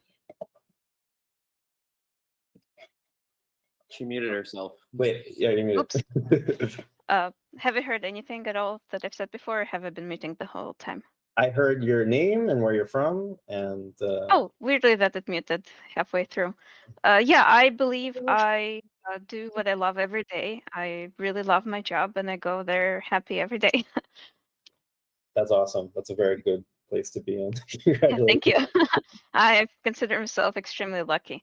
My earliest memory of art was my older brother playing video games, Yeah. and I saw really cool enemies like Dragon and Zerg, and I thought, oh my God, that's the coolest thing ever. I want to be able to do that, to represent that somehow. I'm excited to wake up and collaborate and bring a project to life. I consider myself a learner. I like trying new things and always learning, and a striver. I like to push quality. The thing I want to achieve, my art goals, is to celebrate the beauty and the coolness of life. You mentioned communication, Yeah. so trying to communicate something through our art. And I think mine is really, really simple. Just celebrate the beauty of life, really. See how cool life is and how rich human imagination can be, and just inspire joy, happiness, fascination, and curiosity. Yeah. And sorry, I didn't mean to interrupt. It's just that's such an open-ended thing, right? So like Yeah. it really does take a lot of experimentation of like, how do I take something that's just this kind of nebulous feeling about that to eventually make this into like something where somebody looks at my work and says, oh, that's Maria's work. Like I know exactly what they're trying to do. Like it really does take a lot of time. And I think like with other motivations, you know, video games are very important to me too. It was a big reason I wanted to get into this, especially like when I played Half-Life 2. It was like, this is like the coolest stuff I've ever seen. I want to work for Valve. And then by the time I got older, Valve was obviously not in the video game business anymore. They were making, it was like, I don't really want to make hats all day for Team Fortress. So it was like that thing that I felt like, oh, maybe this is where I'm meant to be, like disappeared. So, and then I became less interested in video games. So again, like things change constantly. So it's kind of about like your kind of thought process about art and communicating being very open-ended and non-specific to allow for that kind of change. Because you know when you're kind of rigidly like this is what I do, then you suppress all those thoughts about like even being able to do something else, and that's again kind of what really leads to burnout. But yeah, sorry to interrupt. Did you have more? Absolutely, no worries. Just to add that my biggest barrier is actually time, trying to live a balanced life, and the only solution against that is patience. Mm-hmm. And I'm resonating with this class a lot because of the heavy emphasis on mindfulness and awareness, and those are things that are important to me. And thank you for the opportunity to introduce myself. Hi, everyone. I'm reading your chats. Nice to meet you all. Thank you, Maria. Yeah, time is a big one. How to manage time. I feel like that's a big obstacle for me. I would say like my attention span is probably one of the biggest obstacles. I find it very hard to like sit down and focus over a very long period of time. So it's always trying to figure out how to do that. Seems like kind of a limiting factor to being able to practice. So yeah, anybody else? We have some in the chat. Anybody want to jump in? Okay. Yes. Sui Wu. How do you pronounce your name? Yeah, you can just call me Calvin. Calvin's good. So, yeah, I just graduated from university, and it's a fine art university. Right. So the kind that really encourages you to explore options. Um, and I'm really new to digital painting, so I'm not too sure how to approach it. Okay. I know that you said that like we should like just do what inspire us and like wake up, and like the first thing I want to do is make artwork, but I also have a question of like whether it's more effective to spend that time doing studies instead. Like I know that's always more dry, not as fun as making art, but like there's like I got to do the grind, right? Yeah. So I think there's a couple things to this. The grind without context can be very. It doesn't really help long term. I think this is like if you were traveling to a foreign country, you wouldn't like read the entire dictionary in that language that you didn't speak to prepare. Like you'd try to kind of anticipate maybe what your needs were there, but really like unexpected things come up, and like over preparing kind of it's only like when you have a really important need to communicate something to somebody, like if you have to go to the hospital or something in a foreign country, you'll figure out a way to say that. So I think like, and you might not say it well, you might not say it very elegantly, but you'll always remember after that point, like how to say that thing in that foreign language. What I tell my students about kind of the breakdown of studying versus that kind of experimentation is really, really important. So generally how I structure like assignments, especially mentorships, is half of it will be whatever you're passionate about with any possible tools. Like you mentioned, you do traditional work and you want to learn more about digital. No restrictions here, no restrictions on subject matter. Really, some of it is just you can just start noticing like, well, what makes me excited to paint, and then try and just get that out in some way. Even just the practice of noticing that is very valuable of an experience. So the other half of that, so beyond kind of that personal exploration, is the more technical side of things. So because we're in a big group class here, we're really going to be focusing with the homework on like these more technical exercises, like with a lot of like restrictions, a specific process, specific tools that you can use in order to get you thinking about these principles in a certain way, in a certain order. Now, the only reason to do that is so that you understand these principles better. Not anything about this is the correct way to do a process, but like just kind of force you to walk through things so that you explore principles that you might not have otherwise. If you do both of those things at the same time, then you can start applying those principles in any way that you can think of to your work. So it's like the only reason that we'll be going through a specific process is to learn about broader principles that you can apply. So this becomes a lot more like complicated than just grinding. So that word can be very limited to describe this. So yeah, I think grinding alone is not helpful, and just free form exploration without any kind of structure is also not super helpful. So doing both at once again and keeping up kind of like a daily practice of this is really when things start building upon everything. Okay, thank you. Yeah, Myra, you have a question? Oh, hi. Hi. Yeah, I just wanted to talk something. Can you hear me? Yeah, it sounds good. Oh, okay, good. Yeah, because when you mentioned about like, oh, we should draw more about from life, Yeah, I have to be sincere that for me, I had a big struggle to learn how to draw, and still it is. But definitely I am much more in a better place than I was before. So I consider that I learned to draw very in an old age, like I'm 33 now, and maybe I learned how to draw like 4 years ago. It's it's not a long time anyway. But for me, and I tried many times to learn how to draw, and everybody just says, yeah, just go and draw, just do it, blah blah blah.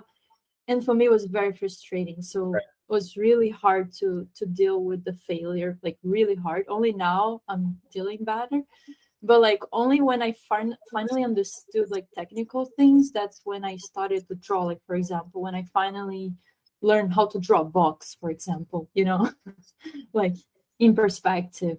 That's when I started to draw. But before that, it was really terrible. And I got very frustrated. So I think it's interesting when you say, yeah, draw from life, but like, how do you get all this inspired and not get so frustrated about it? So you're saying those feelings came up particularly when you were working from life? Yeah, I guess. I mean, yeah, from everything, even from imagination, because yeah, I can't really imagine anything if I don't have references. So yeah, I think that, well, when you're working from life, you have an overwhelming amount of information in front of you. And if you have no plan, like, and you're expecting a finished end product that, you know, you can show to somebody, like, that's really where frustration comes in. Especially like also from imagination, like, how do you just kind of like get down what you're imagining onto the paper? If you expect that to not just be a way of exploring and you're going to get a finished product from that like immediately, yeah, it's really overwhelming and frustrating. It feels like you can never do it. I felt like that for a very long time, where I just felt like if I was working from life or working from imagination, that I was just doing things like wrong. I looked at other people's work and it seemed like they know something that I don't.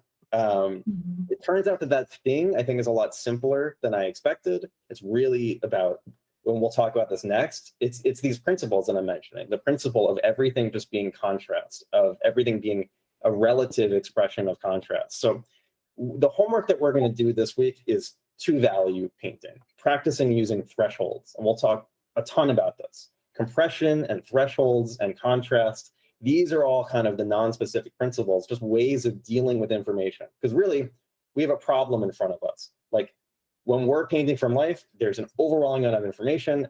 How do I deal with that?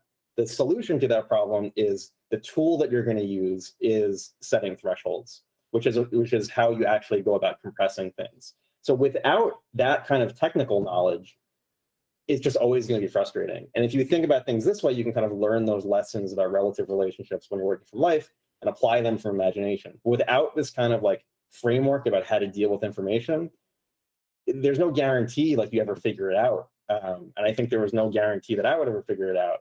It could take, for me, it took like 10 years before I realized that this was about relativity and contrast. And that's when I started to feel like I understand more what I'm actually doing. I wasn't kind of kept up at night with this idea that I'm doing things wrong. So my goal in like teaching is to give you these tools that I felt like they don't tell you how to make an amazing piece of art. It's more like, you know, the principles of like, you know, how grammar works in a language, or like, you know, certain vocabulary. Like, you could use writing to write anything, any kind of idea. There's no guarantee it's going to be art. Like, we're going to talk about that too. But at least when you have like these concepts of like conjugation and like tenses, it's like, okay, now language starts to make more sense. Unfortunately, again, we don't learn about any of these things when we're younger in school. Some of these concepts about music are still taught. Like, when you're younger, you learn about music theory. You learn basic kind of Western music theory is something that I learned about. With drawing, there was none of that. It was just, we learned maybe the history of the post-expressionists, and we did post-impressionists, and did some exercise like copying their style. It was like, there was no practical information really about painting being a language. So again, in the past, this was something you were expected to know, like communicating visually was something that was important. It was a very, very valuable skill. So you learned about this stuff in high school. They did, I don't know if you know what bark drawing is. If you've seen plates like this. Mm-hmm. So basically, and this is something that you would do in high school. You would learn about these principles of like compressing information into something more manageable so you actually start communicating. This is like the very basics of language. This is like, I don't know, learning, you know, something very, very simple rules about if you're learning how to speak a language when you're a kid in school. Now this is like, this is something that you would learn in an atelier, like much, much older, and it's really the end of it. Like, this was the beginning in the 19th century. This is the end of it now. So basically, you know, these principles used to be talked about more. You used to have more of a framework for like dealing with visual information. And I think that's where a lot of the frustration comes from, because if you're expected to just express yourself with none of these, like, none of the information about the principles that you're actually going to be using, yeah, I don't know how anybody can do it. And I think that's why it took me so long. It takes most people so long to figure out some kind of way to make consistent work, to like consistently communicate with somebody. So hopefully the stuff that we'll talk about in this class will like give you more of a confidence in how to deal with information and communicate that to others. Does that make sense? Yeah, really cool. Thank you. Cool. Yeah, does anybody want to jump in and introduce themselves?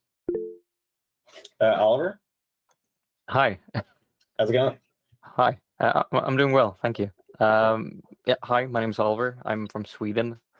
Yeah, I've been drawing since, I think the earliest memory I have of drawing was sometime in kindergarten when a friend of mine and we put together sort of like a fake newspaper of sorts and just made up different stories throughout this newspaper. Yeah, but besides that, I like playing guitars as well. Yeah, I saw those guitars on your wall. It's cool.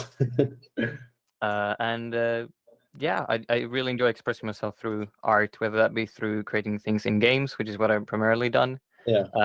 Concept art and some 2D graphics, or just through music or film or photography. I generally just enjoy the process of creating something that I feel is a form of expression, I guess. Would be a good way of putting it. Do you ever think about how those things are like related? Do you start to see patterns, say like playing guitar or like, you know, in the different things that you do you see the same kind of things coming up? Lately, I've seen more sort of connections in between the different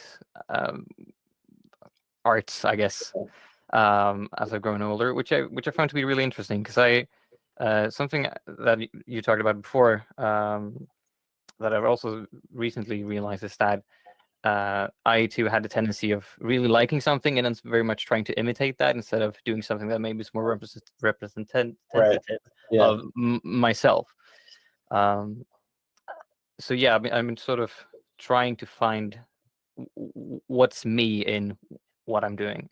So yeah, it's really difficult. And I know this was something that one of my friends took a class with Craig Mullins, and he said one of the pieces of advice that he gave was like, when you look at something, don't think about how another artist would paint that. And I realized like that's what I do all the time. I'll look at something and be like, wow, like this landscape painter would have really done something amazing with this, and I'll try and try and do that. Like, don't think of it that way. Think about how do I see this and what would I do. It's like a completely seismic shift in like the way that you think about making art, at least for me. And it's like, I'm definitely not perfect at applying that, but like I try that more now to think about, okay, like what is unique about how I see the world and like what can I contribute to this, as opposed to like always thinking about how other people would see the world.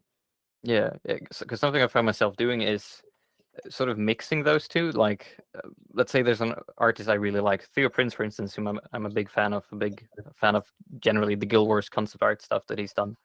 And I found myself trying to do my own thing, but also incorporating things that I like from other artists. Yeah.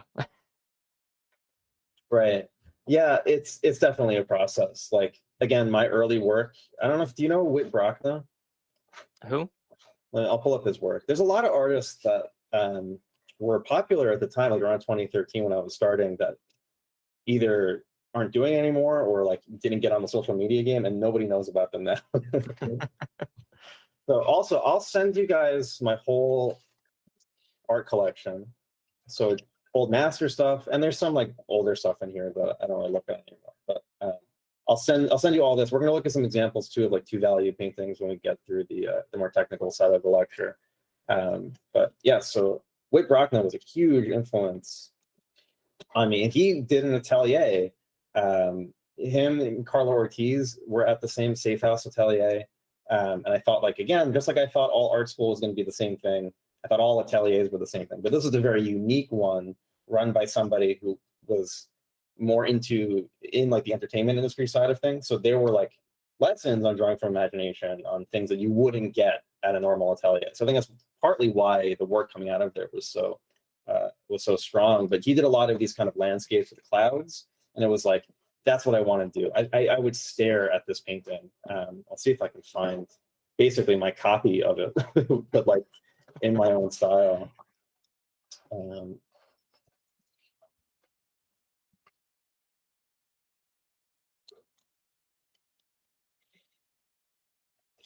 don't think I can find exactly that one, but this gives a pretty good idea of like these kinds of landscapes that I would do looking at him. There's one that's like a total copy. I could probably find it if I look. But like, yeah, clouds like this. These were all like, I saw a particular picture. Oh, here we go. So here's some of them, like cloud landscapes. I actually, at that convention that I mentioned, I did some portfolio reviews. As soon as they looked, I think it was Karl Kapinski, looked at this and said, "Oh, Whit Brockna." And I was like, it was kind of like embarrassed because he just immediately picked up on like what I was copying. And I think that was kind of the moment where I was like, okay, maybe I'm just gonna like not try and just replicate the feeling that I got from looking at contemporary artists. Like maybe I can do something more from myself. And again, I don't know if I could find it, but that's when I went outside. I started looking at actual landscapes in New Jersey and painting them from life, and even from photos, the photos that I took. And they still looked like I was inspired by this because I would look, it was like basically clouds, but there was something extra because it was from my experience. I was like, that was probably the most fun that I had painting up until that point. But I made a conscious decision to like, okay, eventually at some point I need to not have it so when somebody looks at my work, they're thinking of somebody else. Yeah, I a while back I spoke to Chris Hayes. He's a concept artist at Blizzard. Yeah. Because I was attending a like a game festival here in Sweden, and I spoke to him about. So I started doing this sort of world building project where I wanted to really avoid all sort of outside inspiration from other artists because I wanted it to be my own thing. And so I started actually doing something very similar to that, taking my own photos and then using that as references or even textures within the painting I was doing. And what he told me essentially was that, yeah, this is like a really good step forward in comparison to what you've done before, because I showed him some of my older work as well. Yeah. And I find like, even if nobody's going to immediately pick up on like, okay, there's something different here, he's using his own photos, like it still feels more fulfilling somehow that like kind of everything came from you. And I think that can trickle down like the next things that you make, and it can make it more fun and like lead to a better kind of experience. Okay, there's a question. Is it easier to not think about someone else will do it when painting from life since it's so much information? So yeah, painting from life is really difficult. And again, when you're first starting this, like thinking about other artists is really, really important. Trying exercises, like I'm going to tell you to do 2-value stuff, like trying things like that.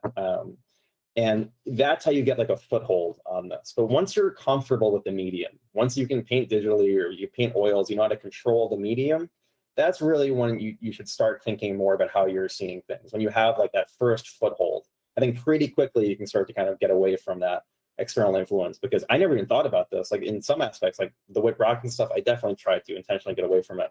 But then I realized in other ways, like I was still doing it, maybe less obviously, but I was still thinking about it. I would have never realized that. That's like something that I wouldn't have gotten unless I heard that advice. How do you avoid the influence of other artists? Do you try not looking too much at their work? I think this is more of like a practical thing of like, don't look at like a contemporary artist and then immediately go paint something like that. That's the direct kind of influence. It's more like they're obviously going to be influences, and that's good. Like I have my influences, everybody does, and you shouldn't like try and hide that kind of thing. But it's more about kind of being more aware of your own life rather than wanting to try and be somebody else. Like influences are good, and this is really like a fine line. I think practically the way to avoid it is like not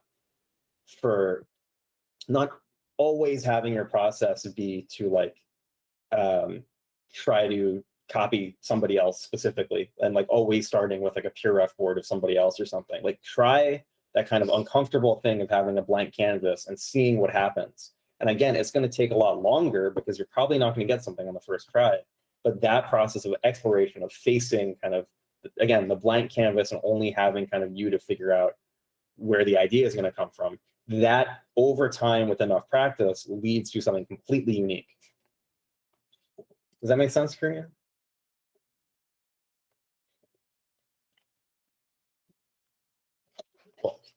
Yeah, so does anybody else have any questions or want to introduce themselves? Thank you, Oliver.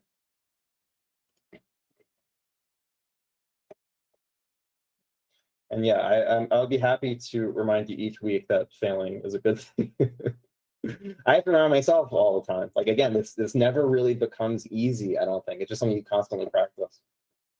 In my line of work, because I'm currently working as a gym instructor part-time, we usually say that we fail upwards towards our goals. Exactly. I think that usually has like a negative connotation, but I like that. reframing that. Vitalik, did you raise? Yeah. Yeah. Can you hear me good? Yeah, sounds good. Yeah. Hey, everyone. I'm Vitalik. I'm from Russia, and I've been drawing or painting since childhood, and eventually wound up in the situation that you didn't describe, like when you have a relatively good job, well paid, and you don't really care about it. Like Yeah. I do concept art for game dev, but it's not really a problem. I would say it's an issue. I think I will overcome it sooner or later. But the only thing that I wanted to mention is maybe some maybe other guys have the same issue in that or any other way. So despite having a genuine interest in drawing since childhood, I feel like a lack of passion Right. actually draw or to paint, and I thought of it for quite a while, and I think it comes out of a lack of fluency in what you're doing. Okay. Like if to go on with this comparison with musical instruments, you can be fluent on any level. Like you be a campfire singer, just playing chords or you singing with your friends, and you are fluent and you enjoy how you are doing it, and people enjoyed it too. And same is here. Like I can draw more or less complex objects and concepts, but almost on any level of complexity, I don't feel like that I'm doing it fluently enough to enjoy the process. Right. Yeah, what you're saying makes a lot of sense. Like it depends on what your goals are for what you want to learn, and if your goals change, like suddenly you want to do something that requires more technical knowledge, like yeah, then that's when you learn it at that point. I think like the campfire stuff is a good analogy of if that's your goal, like you learn guitar in order to play chords at a campfire with your friends. That's the information you need, and you're not going to learn like complicated jazz theory. That's not what you would start with. I think that happens a lot with art is like, oh, I have to learn this first. I have to memorize my perspective book and memorize anatomy, and then I'll be allowed to express my ideas. Like it's really the opposite.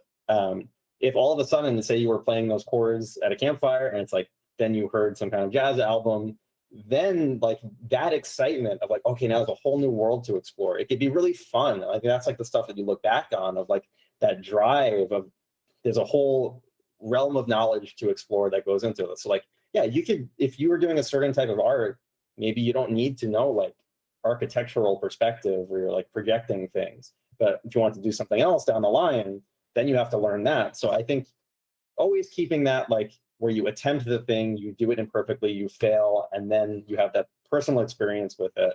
And then you can learn the technical side of things and it really sticks with you. So I think based on what you're saying, it sounds like you want to do something differently than you're used to. Like probably the process that you have is like working for you for your job, but you want to try something else. And yeah, there's that like that conflict of like, I want to do this thing, but I don't know the thing yet. And that there's this book by Harold Speed called The Practice and Science of Drawing. And I would really recommend this. I'll post a link to it in the Discord because it talks about these kind of bigger ideas. And there's this idea in this book called dither. And he talks about when like a mechanical engineering kind of thing. So you're talking about an engine. if the tolerances are perfect, if everything fits together 100%, nothing moves. You need this little bit of imperfection to have things like be interesting. I've seen this in like bands that I like, where it's like early, their first album, maybe it's terrible. Like there's, you know, you listen to it because it's interesting to see where they came from. Then the second and third album, it's like, you know, maybe they were living out of their van and like they just had this passion about music and they really wanted to make this work. And there's this excitement about it and it feels like they're exploring things. Maybe things aren't perfectly polished, but it's like it adds to it. Then the next few albums, it's like something maybe gets a little bit lost where things are technically a lot better, but maybe are a little bit less interesting. So it's that like that point of dither where you're not quite there yet, but you have this like excitement that almost like forces you to step too far and maybe trip a little bit. That's the best possible place to be. I think it can be uncomfortable, but as long as you can stay in those places, I think the more interesting your work is, the more fulfilling it is, especially like looking back on it, and the more enjoyable it is. It might be a bit out of topic. I was wondering how you deal with social media, where it looks like everyone is producing art all the time, and the pressure of wanting to create faster and more art, not to be left behind after all your job. So yeah, I think this is one of those kind of imperfect things where there is no perfect way to deal with it. Like social media is inherently like it can be toxic. Like if you're on there too much, and like now it's pretty important that we have social media presence. So like it's about boundaries and setting limits and knowing that yeah, kind of like trying things and adjusting. Like if you're spending too much time thinking about social media and you're not focusing on like improving your work, that's not the right balance. But if you're ignoring social media because it's like terrifying, you don't want to put yourself out there, like again, that's too far in the other direction. So it's about finding that right balance. But really, I think it's one of those unfortunate things because it would be better if we didn't have to like deal with algorithms. They're just inherently designed to drive you crazy. So you just kind of have to be aware of it. And again, like self-care comes into that. Yeah, does anybody else have any questions? Thank you, Vitalik, by the way. Thank you. Okay, so we can take a look back at, I think got a couple more slides here. So let's finish these slides and then we'll take another short break. And when we come back, we'll start with the meat and potatoes and what is technical stuff. I'll be a little bit of review, like writing down some of the stuff about ideas that we talked about. And then we can get into talking about thresholds, which is like, that's the fun stuff. So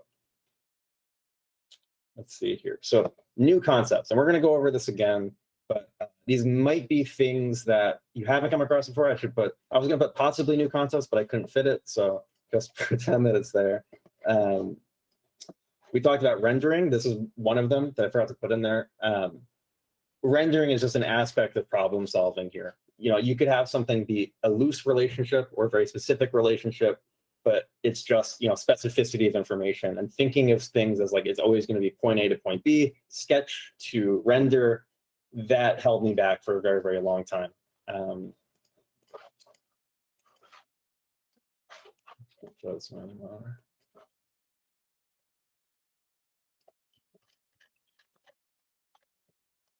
So painting is problem solving. And again, the problem is how do we communicate our ideas using this visual medium? And thinking about it as problem solving, we talk about like kind of taking yourself out of things a little bit.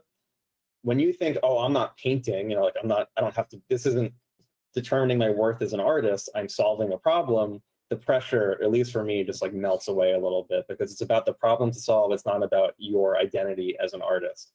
Obviously, like it still comes in, but this is a way of like thinking about it in a much more practical sense. So contrast is going to be the tool that we use to solve that problem. And if we want like a slightly longer definition of painting, painting is controlling contrast to communicate ideas. And how we do that is the problem to solve. So here's another one that I mentioned before, that all painting is abstract because these principles of contrast are abstract at their core. We are comparing and contrasting things. And some art is representational. Some of it deals with just these abstract relationships. Some of it happens to also use representational things like the figure or environments as a way to get that contrasts that we use abstractly to get those relationships. So I think that it helps. The reason why the practical kind of use of this information here, that all painting is abstract, again, it makes you feel like you're in control. I don't have to know all of anatomy in order to draw a figure. I am putting abstract relationships on a flat piece of paper. And while I have to kind of think about things in both ways, both that this is a person, also that it isn't a person. And you can train kind of how to have your brain go back and forth between those two when it's necessary. But basically, like, it stops you from being scared of what you're looking at and having it be in control. This is another, I think, really big downside of like site size or some of the other atelier methods where like you're using a tiny pencil point for like a month to draw a figure. Well, they'll have these like week and week long poses because it makes you feel like intimidated by the thing you're looking at. Really what they used to do is 12-hour things for very, very finished work. Because again, you're in control of the thing that you're making. You don't have to kind of indirectly sneak up on things and be scared of making a decision. You just head first, make that decision in the simplest way possible, and see if it's communicating your goals in an abstract way. Are these abstract relationships communicating my idea or not? It's much, much simpler than I think a lot of the methods make it seem. So yeah, some of that is just dealing with abstract stuff, and some of it uses real representational things as almost an excuse to get that contrast. But with this, you can layer things. You can have kind of the interaction between the abstraction and the representation. It adds this other kind of relationship of this versus that. At its core, it's all about relative relationships. It's even the way that our senses work. Like our vision works relatively. We compare contrast. We have these cells in our eyes called center surround cells, where it's one thing versus another, and we don't see things objectively and absolutely. Our hearing is based on relative volume and relative pitch. Rarely do we have perfect pitch, and as a musician, perfect pitch isn't even a desirable thing. It's not always super helpful. Because music, just like art, visual art, is based foundationally on these relative relationships of the difference between two pitches and not exactly what they are. So drawing, here's another possibly new definition, that drawing doesn't have anything to do with medium. Drawing does not say pencil and paper, it doesn't say pen, it doesn't say line. Drawing is when you are expressing a relationship. Anything you can show visually. If you're saying, I'm going to put a sailboat here and I'm going to put a horse over here, that sailboat versus horse is an expression of a relationship. You can do that with pencil. You could do that with, say, you are at a cafe and you have coffee in front of you. You could use that coffee on a placemat and you can express that kind of relationship. So it does not refer to any one medium. When you're exploring and expressing relationships visually, that's what drawing is. Now, when you make a decision about a relationship, when you say, this is the correct distance between, let's use music, let's say this note is the right distance between the next note, that's composition. You're composing a piece of music. Just like if you say, I'm going to have this particular value, and how much lighter or darker am I going to go in comparison to that, that's composition in the exact same way. Another term you can use to describe is called keying, when you say this decision is correct. There's actually two definitions of keying. Maybe it's worth going over here. When you say, okay, here's my light to shadow relationship, and my next decision is going to be based on that relatively, that's you're keying it based on that decision. The other, so that's like a more technical term to do with compression and dealing with information. The other definition of keying is, say you have like a high key painting or a low key painting. That's more of a design term, where if you have a high key painting, most of the values are light and you have a little bit of dark. So there's technical ways to get there. So how do we actually compress our values relatively and accurately in order to have most of the values be light and a little bit of dark? That would be through keying, and you would wind up with a certain key of a painting. So does that make sense? Anybody have questions about this stuff? We'll be going over this more again. Okay. So here's another new concept. I mentioned that drawing is the expression of relationships. It doesn't refer to any one medium. At the same time, line and tone. So if we have just a tiny line or we have a big area of tone, they're really the same thing. And they are communicating relationships. And line can communicate stuff that tone can. Like you look here, like he's hatching with a bunch of lines in here to say that this is a value group. Like it's that particular value. It just kind of blends together in your eye. What about this line back here? This line here is saying to me that this is where his coat ends and the background begins. But what if it's not just saying that? What if it's saying, well, there's a really dark background behind there, something darker than this, and I'm just showing a tiny bit of that darkness. So this line can communicate both. And that's why I pulled up this Eng drawing, I-N-G-R-E-S, because he did something very, very creative with his pencil work. Can look at some more of these.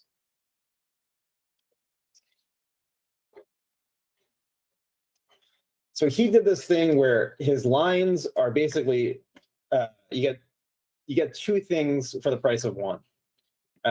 He would throw these kind of mostly frontal light sources on his subject so that when he's drawing the boundary of a form, that line is not only saying this is where that thing ends and the background begins, like something more to do with how you're thinking about it, but also when you have a frontal light source, your shadows will be on the edges of the form.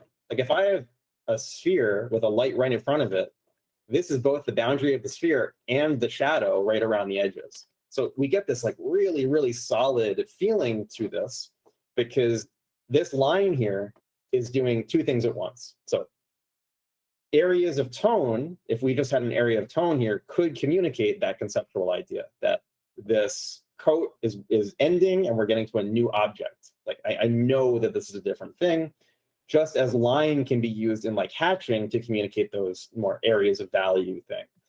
So thinking of line and tone as very, very different things and not just as different tools, I think again can be kind of limiting. So I want to kind of stress that they are really parts of the same concept.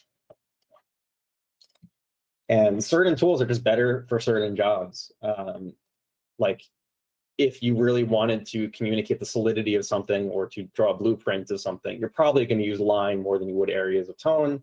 If you want to show atmosphere, usually you would use something that's better at tone, a paintbrush. You could totally do that with pen and hatching. Pen and ink can show atmosphere also. There's just different things that go into it. So when you are aware of the decisions that you're making, you say, I'm going to keep my idea in mind, and I'm going to say, does the decision that I'm making get me closer to that? Maybe you'll be wrong, take you somewhere else, but if you're present with the effects of those decisions, you can always keep adding new unexpected tools to your toolbox in order to use for your art. So I ended this with let's fail spectacularly. I think somebody said to keep reminding them to fail. So again, I'm happy to do that. But yeah, does anybody have any questions about any of these definitions or these concepts?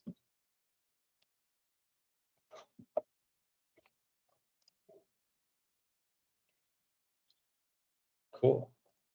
Is it related to the idea of the importance of shapes presented by Craig Mullins in his course? I'm not sure if I remember exactly what you mean. Can you remind me what he says? I just don't remember.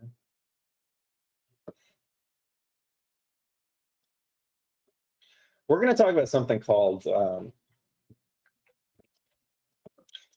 this is related to this conceptual versus optical idea, but the 2D or 3D to 2D pipeline. So basically we can think about things in 3D to start. Say like, I'm thinking about the wireframe of drawing a head, something like this, where I've got these planes. I'm thinking in a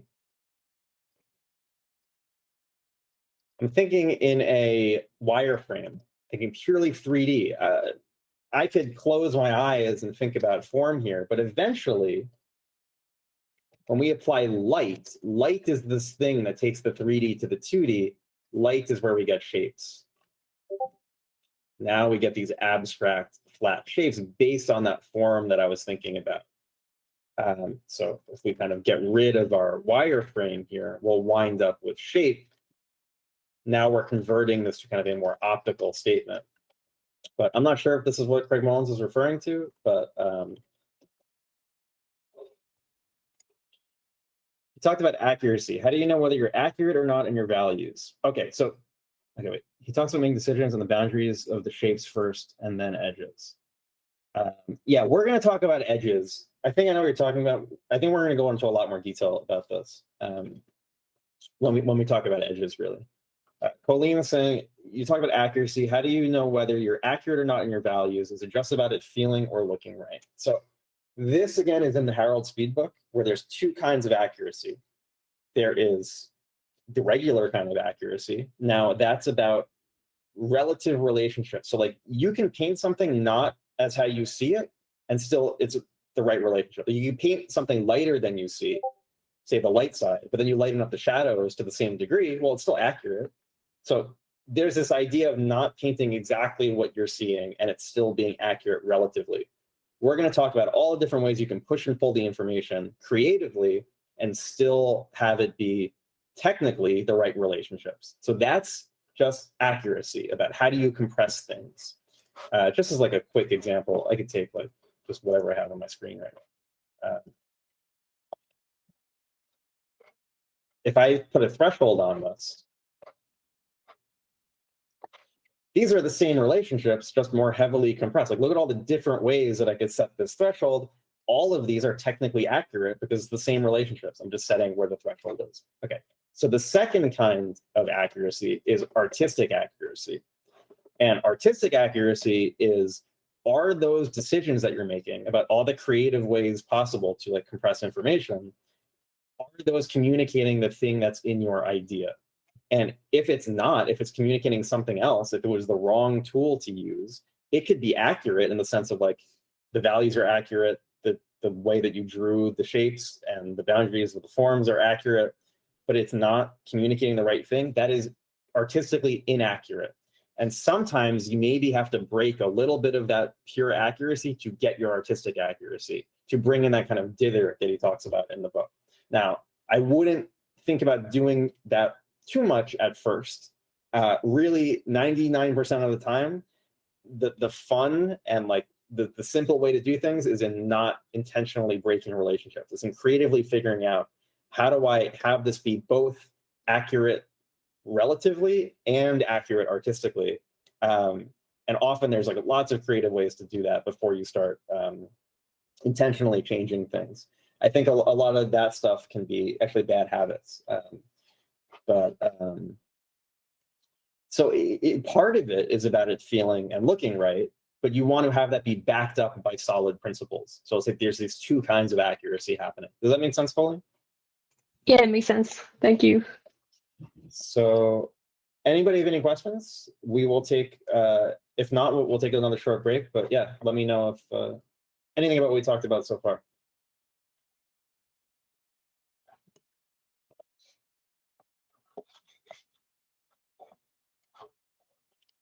Cool, I'll take that as no questions. So yeah, let's meet back here in 10 minutes.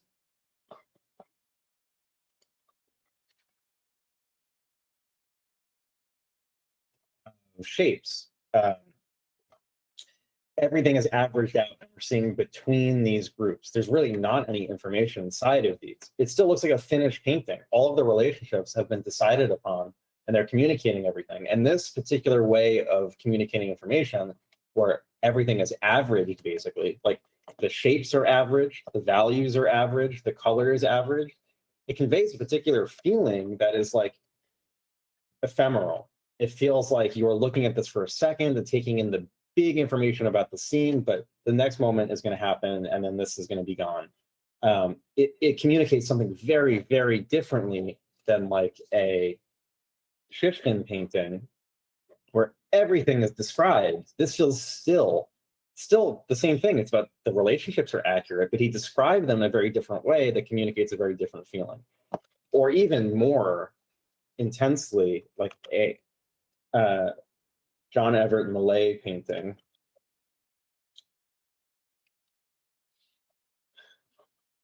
something like this Ophelia, every single branch, every single, every leaf, every flower, everything is described. But when you zoom out, it could easily look like a Levitan painting. Everything blends together into these big, accurate groups. So it's really just this decision that you make about how to communicate this information. So here we've got two extremes, but on the other side, it's maybe in the middle, we can show things maybe a bit more impressionistically. Like if you look at a Craig Mullins way of approaching this, which is more, he's kind of imitating the French impressionists, a painting like this. So remember, Craig Mullins gives this advice of like paint things how you would see it. Here he's obviously inspired by the French impressionists. So this is not like, this is more of a thing to think about than to, again, dogmatically live your life by. So any kind of dogma we don't want to abide by. It's kind of a like something I'm struck by with this is how he's using the chain brush right here. This is a tree, and he's using the chain brush to describe bark. So this is not literal drawing of shapes, just like that Ophelia painting would be. Let's go back to that.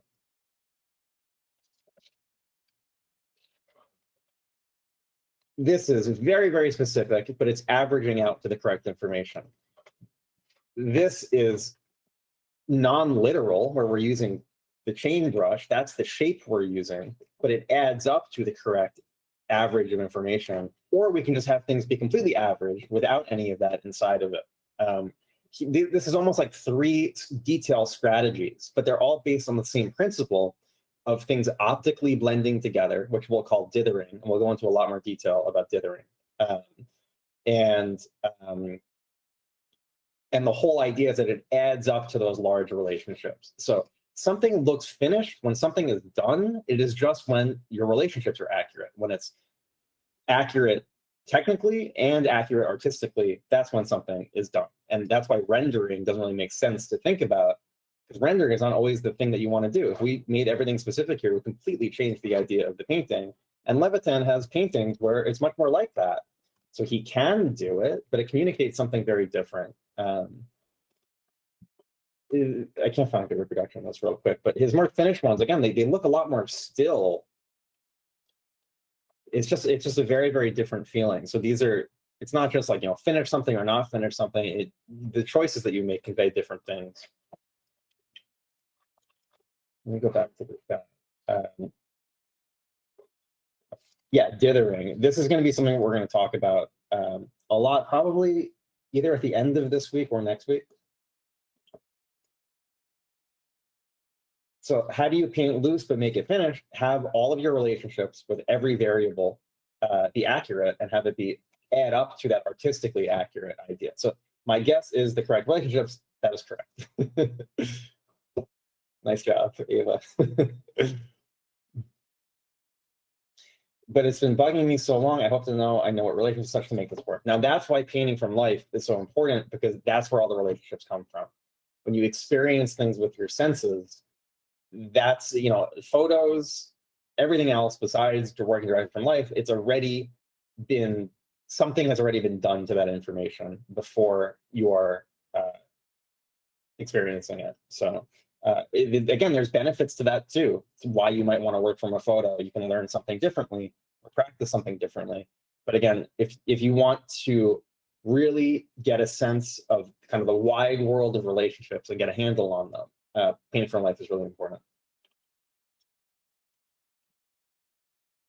Okay, so yeah, we'll talk about dithering, but I think just optical blending is kind of that thing that happens when you zoom out and all of the small information, that kind of high frequency detail disappears and you can see the bigger relationships.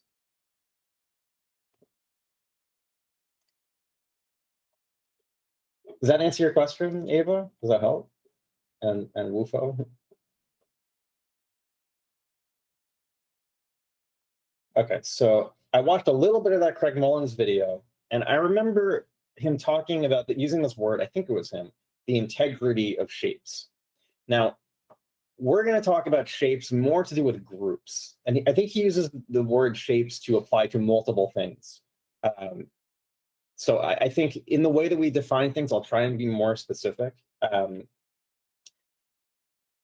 It's partly to do with that 3D to 2D pipeline that I mentioned of if you don't have integrity to your shapes, nothing is going to read. And if you have too much contrast everywhere, you're not going to be able to tell the difference between one thing or another. Something he says in that is that light and shadow are different universes.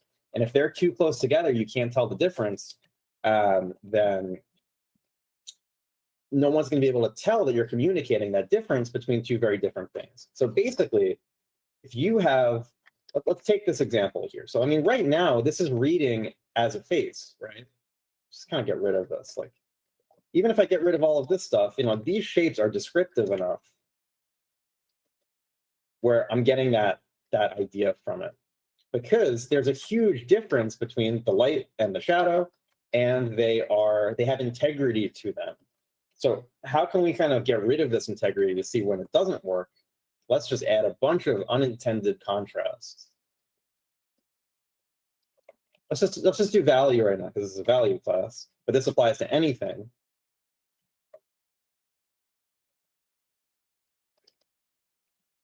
If I put a bunch of contrast in this shape or this group, and I put a bunch of contrast in this shape or this group, it's still there. It's still bound by those shapes, but we've lost the integrity of these shapes. And in order to have them still be reading as different, we would have to now expand that contrast to a significant degree to the point where like we're in an arms race. We can't even do it. We've added too much contrast. So that's really what he's talking about with shapes. He's talking about keeping the integrity so you can actually describe things and have things read. And you can describe a lot of different things with shapes, but this is kind of like a fundamental part of it. We're going to be talking about this more as groups, which I think is a more useful thing at first to think about rather than just shapes. Because shape is this thing that we'll talk about how to compress kind of on its own. I'll show you kind of where all those variables come in. Making sure that value, colors, and edge decisions are used to support these shapes. Yeah. Again, I think for now, like groups is more useful of a term for how we're talking about stuff.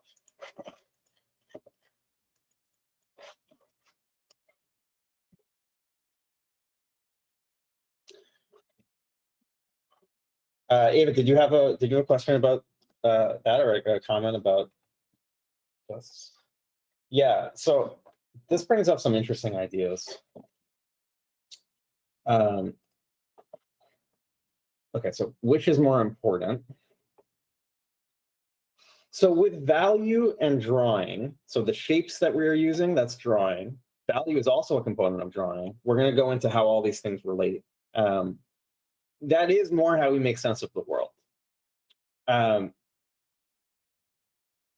think that the danger is in saying that it's more important because value is a component of color. So I think if we're talking most technically correct, the best kind of correct, color is more important because value is a part of color. And I think it's a little bit of an oversimplification to say that value is more important. I've gone back and forth about this. Like, that's why we're really starting with value, because value is going to be more useful to us at first. But at the end of the day, color kind of is more important because everything we talk about is wrapped up inside of color. But it's worth kind of holding off on color until we really understand these bigger relationships. And we're going to talk about materials in this course too. So I used to think very, very, very much of like, yeah, that color is less important. But even hue is a very, very useful thing that can tell us certain things about reflections. But yeah, the value is really where we get most of that information. There's an artist, Eric Merrill, who's really good with color. And he wrote an article, I think, that is about this. I don't know if it's still on his site. Here we go. Is value more important than color? So here's basically an essay on the topic. And I thought it was really, really insightful. So I'll post this in the resources. Let me just do that right now so I don't forget. I'm going to post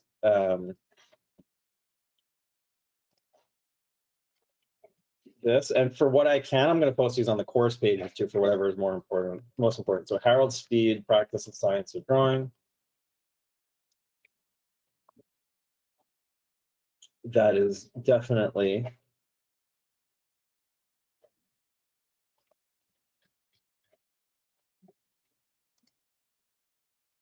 a must read. So I'm going to post that there too. And then after class, I'll post my art collection and some of the 2-value stuff that we look at.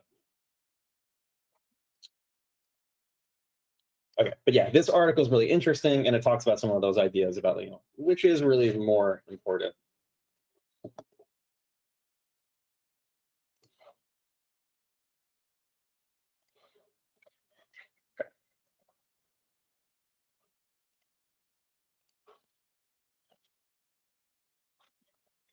Let me throw this on the other screen. Yeah, a lot of my friends got into the, I don't know, was it Henry Hench? I never looked too deeply into it, so I'm not 100% sure what his philosophy is, but I think it really just, again, comes down to like relative color relationships and focusing on those.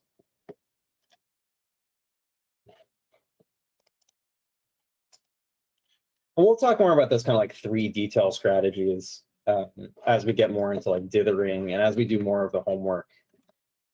A lot of the stuff is going to like build upon itself. So does anybody have any questions about what we just went over?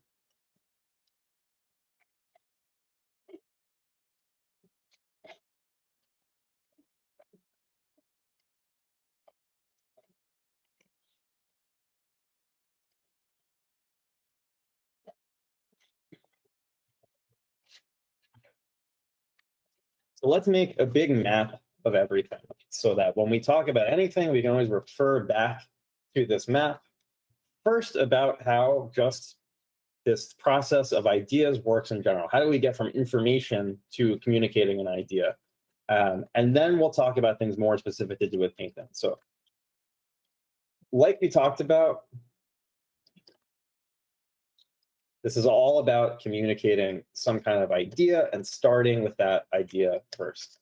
That is kind of like the impetus for even doing anything, letting the idea guide you to figure out what is the technical way that I want to express this. And we are going to do so with contrast. Contrast is the actual tool that we're using to get this idea across. Contrast creates relationships. So if we have a contrast of something to something else, we have something versus something else. Really, this is a value class, so I'll use value as an example. I'll say light versus dark. But where do we get that light versus dark from? We get that from raw information.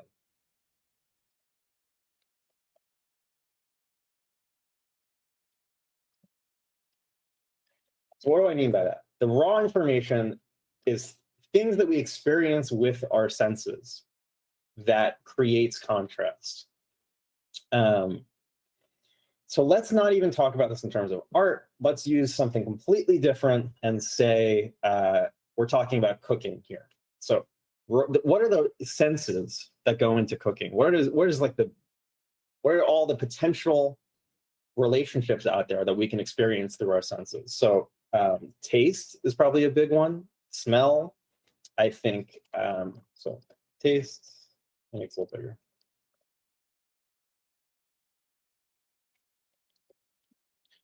When we're talking about cooking here is the example. We've got taste, kind of related sense of smell.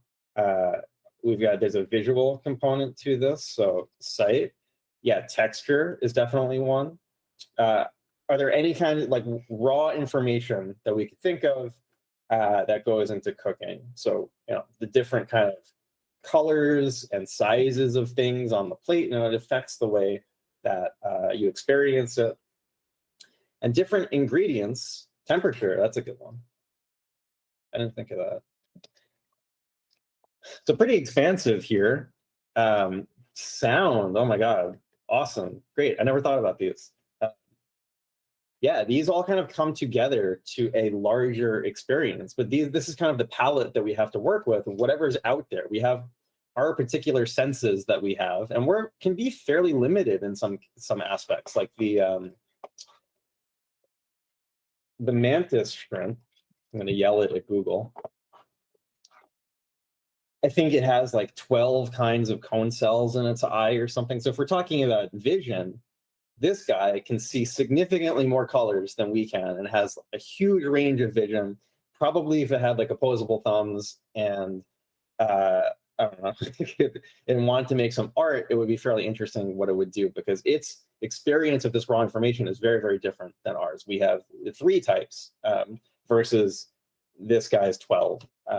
So yeah, we're limited both by what's out there. So say like, you know, potatoes as an ingredient have their potential of like the variety of flavors that they can, it's just the chemicals in the potato, and we experience those through our senses to create these experiences and these relationships. That's the raw information that's out there. Does that make sense? I also wish I was a mantis shrimp. That's actually the real information in this course: how to become a mantis shrimp, live like one. Okay, so temperature, I'm just thinking about here, you know, it could be the actual kind of temperature, but also spiciness of something. You know, how much heat is there in a pepper or something is another, I think, kind of, you know, we could file these under taste maybe, but I think they're maybe different enough. So yeah, we have this potential in our senses and what they communicate to our brain, and all the things that are out there that we can like feed to our senses. So this, maybe we can not use light versus dark here. We'll pick one of these.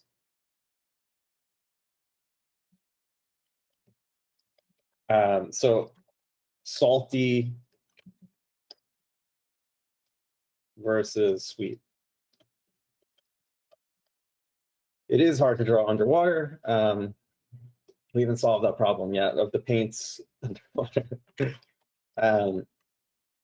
Okay, so here's kind of the missing link, the big magic step that takes these raw ingredients, all of these ingredients in the ground that have all this potential. Maybe it's even, we could think about this as like, they're sitting, all the ingredients sitting in the grocery store still with all the raw potential that they have inherent in them. Compression is this way that we can take those and make them into usable groups. Compression is how we get groups. And we get groups from compression through thresholds.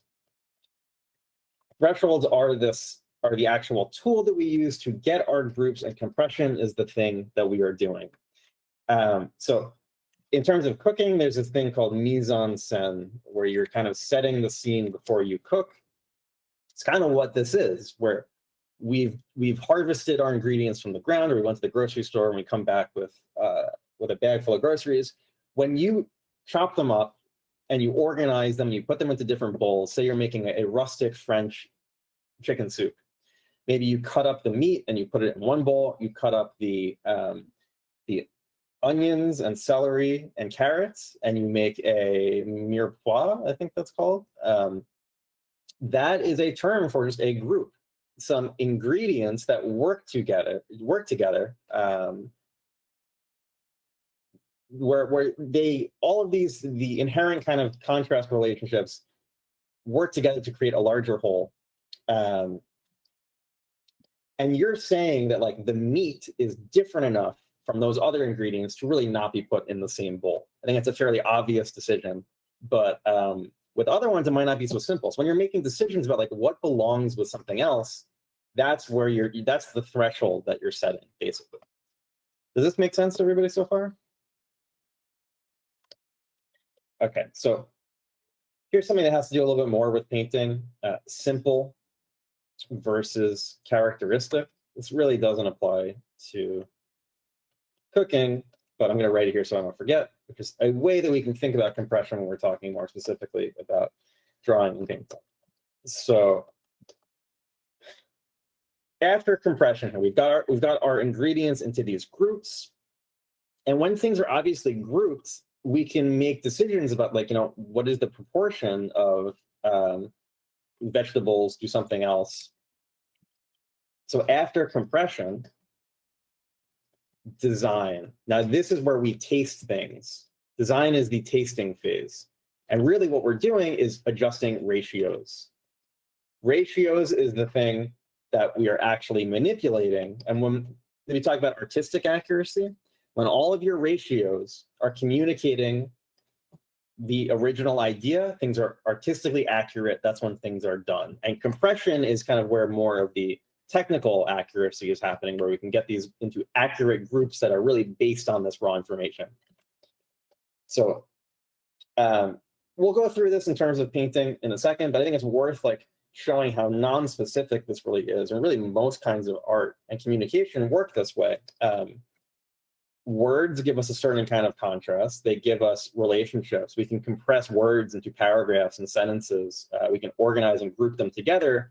So we can more effectively use those groups as building blocks to communicate a larger design idea. So we start from this kind of raw potential.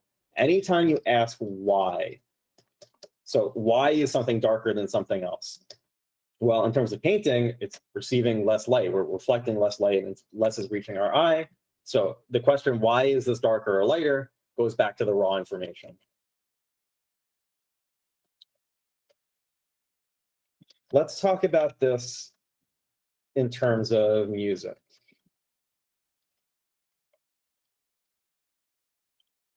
So in terms of music, I think music is really interesting because we have very few pieces of raw information that we're working with. I think less than most other things.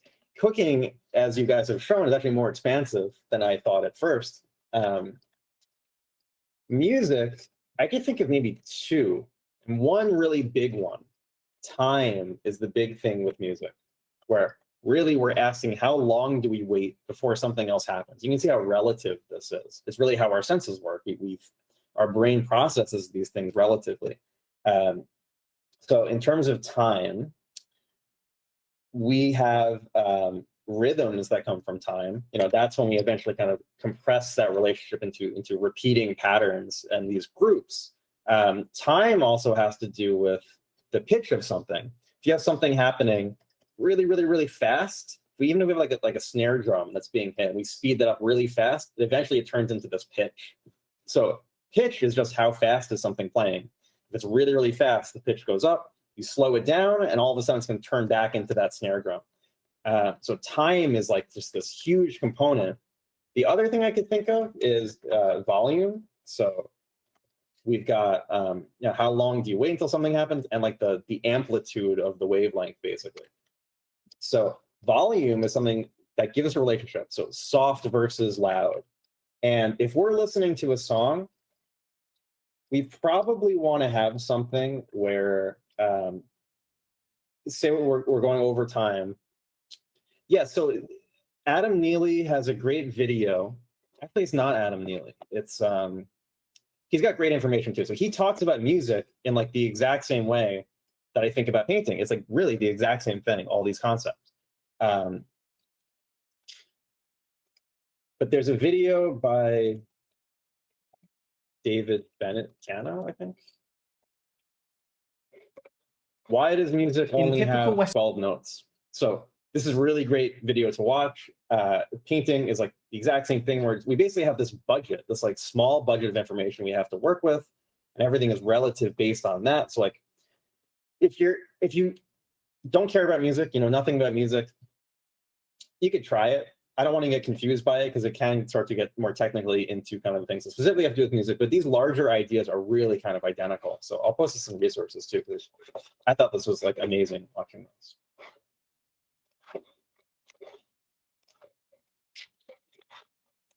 Okay, so if you're listening to a song, you probably don't want to have like these random spikes of volume happening unpredictably. Now, spikes of volume are spikes of contrast. And I want to find, how can I do this? I don't want to pick on anybody in particular. Let's go on ArtStation and see if we can find something. Oh God, I don't know if any of this is going to do it.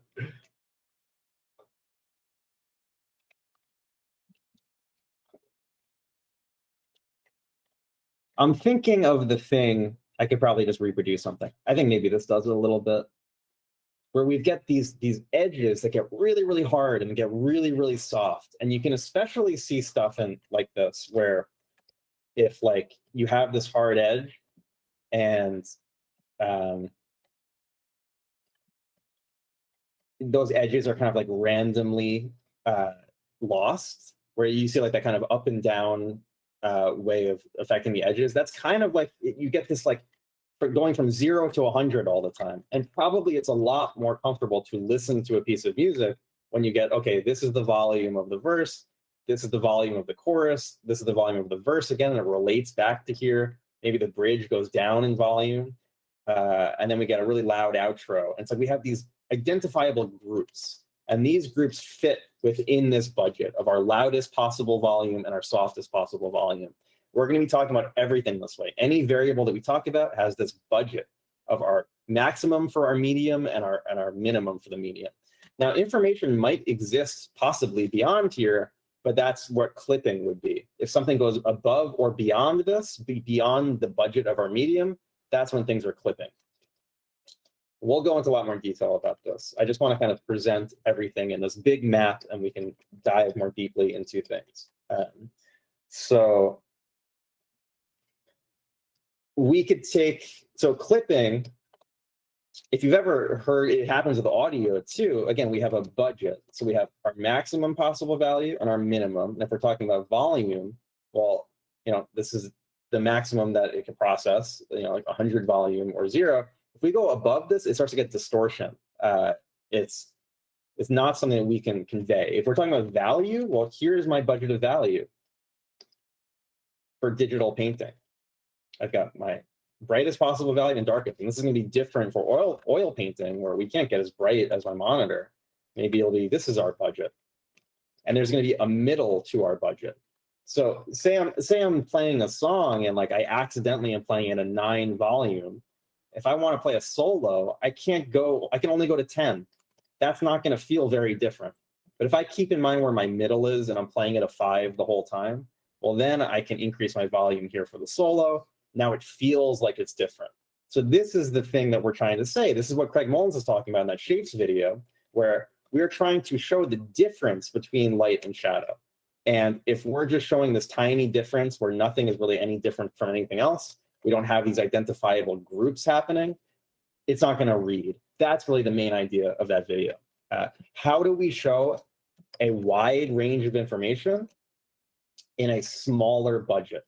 So say you go outside and you see all this huge range of dark to light, like the shadows are deeper than your iPad can convey with the backlight, and the shining sun is significantly brighter than that backlight can go. So we have this range you really have to imagine, because I can't show it on my monitor. But how do we get that information into what we can show if we went outside with an iPad or with a canvas? We have to compress them into groups through a threshold. Now, it's like we put out buckets, basically. If I put a bucket here, we split these two, that's my threshold point. I would say everything this value and below goes into that bucket. Everything this value goes into that bucket.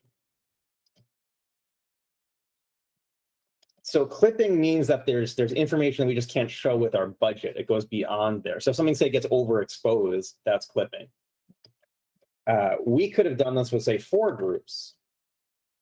So we're setting another threshold here where it's like, okay, now we've got this, this, this, and this, and basically averaging out each group and putting those into different buckets. That's what compression is. We're getting things into groups. You can do that with any variable.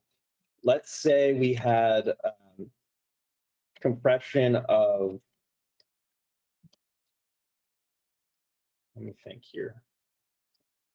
Let's say we pick size as our variable. We've got a bunch of randomly sized circles. Well, if I want to get this into 2 groups, maybe I should just get rid of the medium ones. This is my threshold. I'm going to get rid of the ones that are kind of on the border between big and small, so that I'm only really left with like identifiably big or small. And maybe I only kind of have these 2, actually. These feel a bit more medium.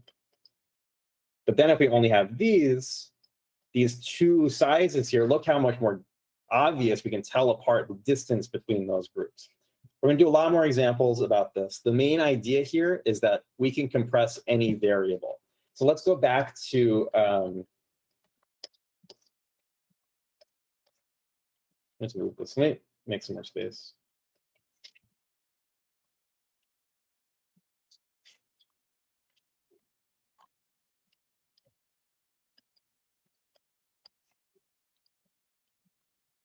Okay, so what are the variables we have with painting? We've talked about cooking and music. Let's talk about the thing we actually want to do.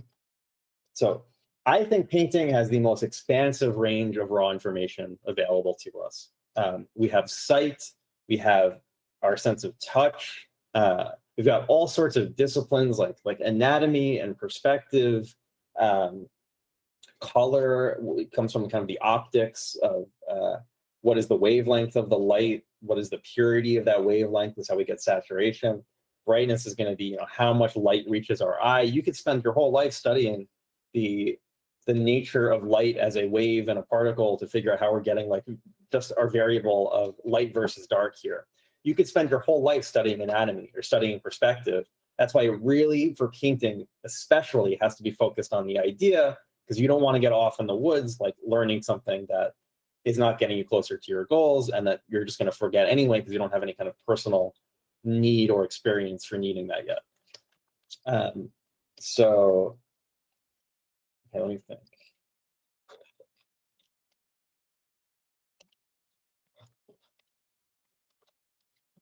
Yeah, so contrast, we have, let's use light and dark again. So light versus dark. That's our relationship. Anything versus something else. And this could be any variable. So light versus dark comes from that raw information of the amount of light. But maybe like straight versus curved comes from anatomical relationships. Or perspective can give us big versus small. Like if we have a vanishing point and things get smaller as we reach the things into the distance, well, we've got abstractly big shapes and small shapes, and they recede at a certain rate.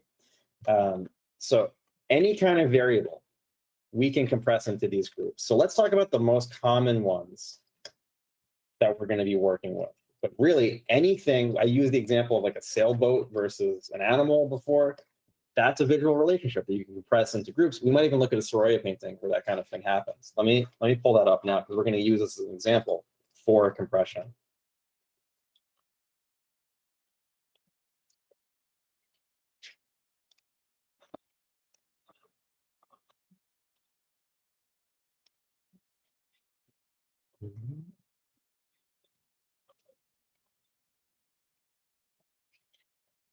Okay, so the most common thing that we can get groups from thresholds. We can do shape, we can do form, value, and color. I think these, especially now, are what we most want to be talking about, especially because it's a value class. So shape and form are related. We talked about that 2D to 3D or 3D to 2D pipeline, where you start with this kind of wireframe idea of something, and then we're going to wind up with this flat shape from it. So the computer is able to do all these kinds of compression. If the computer can do it, we can learn how to do it also. This isn't the most creative thing here. The creative part is how we are actually going to decide where our threshold is. We're going to talk about how to creatively get things into different kinds of groups. But the actual concept of making thresholds to compress things, the computer can do it. So let's look at these different variables and show the computer doing this. Let's really, again, focus on these three. So compression of shape. Actually, let's show value first. So compression value, we already saw a threshold filter. It's literally called threshold, where we're saying what gets thrown into this bucket and what gets thrown into that bucket. We're just taking a variable and setting a threshold on it. Like, say you had 2 buckets in front of you and a bunch of Legos strewn out on the floor. You know, pick a variable, maybe it's the size of the Legos. you're going to set in your head like what eventually stops meeting that threshold to be part of one versus the other. You could do that with the color of them. You could do that with the value of them. And if you do a good job of it, when you look at those two buckets at the end, they should look fairly distinct if you made good decisions. And what we can do here is like throw out Legos. So ones that are really going to kind of get in the way of this, we can say, I'm only going to be left here with the ones that really clearly communicate the difference between what I'm talking about, big or small, or warm or cool, or light or dark. So here's our threshold that we're setting. And you can see here that it's actually not doing this in the way that we're going to do for homework, because there's actually gradients here. Now we're starting to get into that idea of dithering. All of these small shapes here, when you zoom out, look, it looks like a soft gradient, right? We want to say, where does this actually, like these, it's binary, it's either 1 or 0. Like if I color pick over this, it's 1 or 0. But the way that it looks optically is that we're actually getting like grays in here. So I have to decide what is part of this group and what is part of that group. And I can actually compress this a bit further than the computer can do, because it's just going pixel by pixel. All this is probably part of that group. When you zoom out far enough, it's like some of these things just start to disappear anyway. Further compressing that and trying to get rid of any kind of grays. The examples that we'll look at too also have like texture to them. But for our homework, we're gonna try as closely as possible to only have 2 groups. So let's look at another variable. Let's say that we were talking about shape. So filter, the cutout filter has a slider here. Edge simplicity. We are picking a variable and setting a threshold.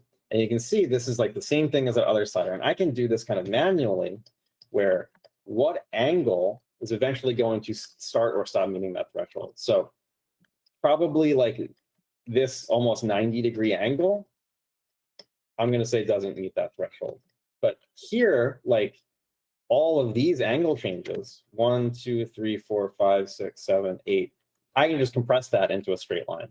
That's compression, averaging things out based on the threshold. This is now a different threshold, this, and you can see I can just manually kind of doing what that cutout filter did based on changing that simplicity. This is the thing we're doing to any kind of variable that we pick. Probably if I went even further here, would just be like a triangle shape with this little cutout here. And if we go simple enough with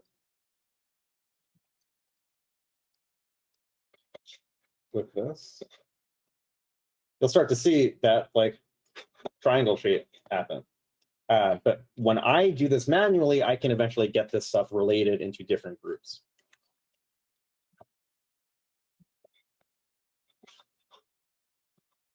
Now, if we talk about form, Photoshop can't necessarily do that. We have to go into a 3D program. So let me open up Blender and let's talk about compression of form and the budget that we have available to us with form also.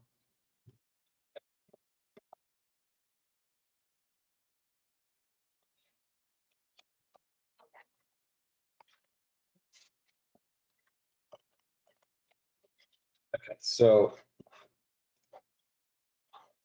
here's a very, very complicated figure here. It is extremely characteristic of a person, but there's no simplicity to this. There's some kind of sweet spot that we can find if we do this manually of like, we're within our budget. We haven't used more polygons than we need, but it still really kind of represents a person. And I need to use a decimate modifier. Now here's my threshold slider, just like these other ones in Photoshop. Now we're just doing this in 3D. So if we look at what happens to this wireframe, when I compress this, it's just snapping those points together. The shape one was snapping those points together in 2D, and this is doing it in 3D.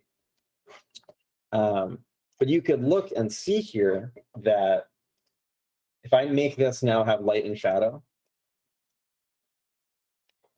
that we get shapes, like these kind of sharp shapes here, based on how that form is. So there's two things happening here. There's the conceptual side of things, which is when I close my eyes and imagine form, I have this wireframe. And then there's the optical side of things. When I start applying light to this, we get shapes. So conceptual, we get this idea of things, our wireframe, our blueprint of how these points snap together in space and fit in space. This background here of the perspective, that's all conceptual ideas. When I look with this view, I can close my eyes and see this. I need to open my eyes to see these patterns of light and dark that happen when you start applying light. And can you see how it's related? The way that you compress the form gives you the different shapes.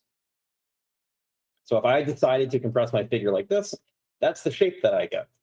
Now, I don't have much control over this at this point because this is just a slider, but this is what drawing is. Part of drawing is sculpting, is deciding where these points snap together in space and how light would fall over them. Does this make sense so far?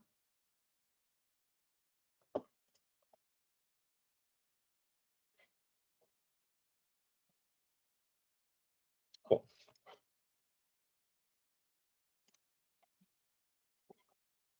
Okay, so I mentioned that everything has a budget. Well, this has a budget also, and we can even use like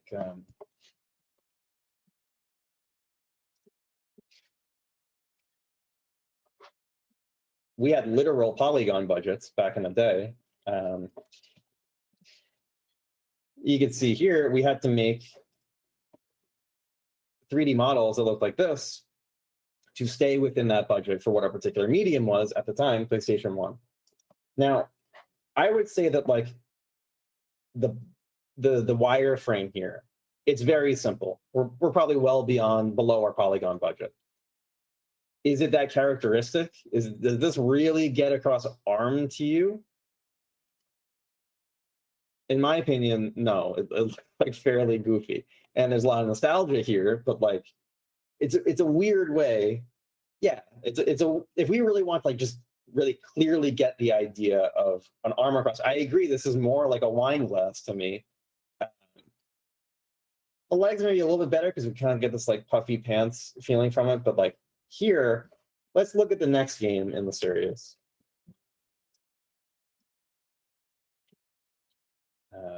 What's his name? Squall. Let's look at his model. And we've got something like this. We've probably got the same amount of polygons. It's using the same budget. It's on the same system. This gets the idea across of a person like significantly better to me. So we have this balance between simple and characteristic. So this is both simple and characteristic. This is simple but not very characteristic. This is extremely characteristic but not very simple. This would be very difficult to rotate around in our head. This would be quite a bit easier, but we're losing a lot of that characteristicness. So this is where the creativity comes in of like, what's your mental model of things and how can you maximize the characteristicness to get these resulting shapes while still keeping it simple enough where, again, you can rotate it around in your head. You can make it, if we had a figure like this in a composition, we just have these simple shapes, we can relate to other simple shapes and then make them more and more specific. Basically, what we're going to be doing in this class for the homework is starting simple and characteristic and uncompressing that. That's what the rendering is basically, is just setting finer and finer and finer thresholds. And you'll find that once we get to 4 thresholds, that's all you need, and you get diminishing returns beyond 4. Because look at this. When we have the first part of this slider, look at how gigantic these changes are. From 0 to 1, we go from one single triangle to a person, like an identifiable person. Where's that second one? Yeah, okay, so these are huge changes. Huge changes. Then, and look how much of the slider I used. 1%. Now it's all diminishing returns, and I can't even tell the difference at the end of the slider. Let's look at this in terms of value also. So let's do a posterize filter. here's my gigantic change at the beginning. So actually, let's start with just the threshold. So I have to use Postgres to get more than two groups. So here's my original. From going from this to this, huge amount of compression, gigantic difference. Going from this to 3 groups, we got 4 here. Pretend they're 3. Still gigantic difference. Massive difference. Massive difference. And look, we've only used, again, barely even 1% of the slider. From this point on, it's all diminishing returns where I can't even tell the difference. That's why these first few divisions of your thresholds are the most important. That's why 2-value painting is so important, because you're finding that huge idea, the 2 buckets that we have. Then we can add another bucket, then we can add another bucket. Once we have 4 buckets in front of us, the diminishing returns start to happen really, really quickly. Does that concept make sense?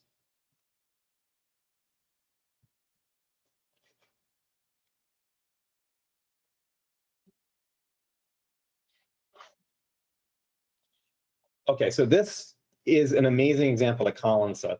It's way easier to cut your bread in half first and then 8 even slices for that. Colin, I have to do something for you because I've been looking for an analogy like that for the longest time, and that's amazing. So this is exactly what I'm talking about. If you want to have 8 even slices, you do the easiest thing first, and you can keep comparing those smaller and smaller relationships. You don't try and get it right off the bat. If you tried to get 8 even slices at first, that's piecemeal seeing. That's local seeing at local contrast. That is the #1 mistake in values. It's the #1 mistake in painting, is being mentally too zoomed in. And again, that's what I mean by the biggest problems in art generally is making things too complicated for ourselves and not doing this, like the really the simple thing, which is, you think a little bit and then you can find these much easier solutions. So yes, this ties in the question of making it look finished. If you get, you can see how many choices you have here, but it's all based on how you're compressing things. Everything about style, everything about how you make your decisions comes in that magic compression stage. That's the missing link of how we get from raw information that we experience with our senses to a designed picture. That's where style lives. That's why I haven't talked about style, because all of the infinite number of choices that you can make happen there. So values going from large groups and thresholds to finer and finer one. Yes, but it's not just values, it's every variable that happens simultaneously. And you can see how some of them are related, like value, like shape and form are related.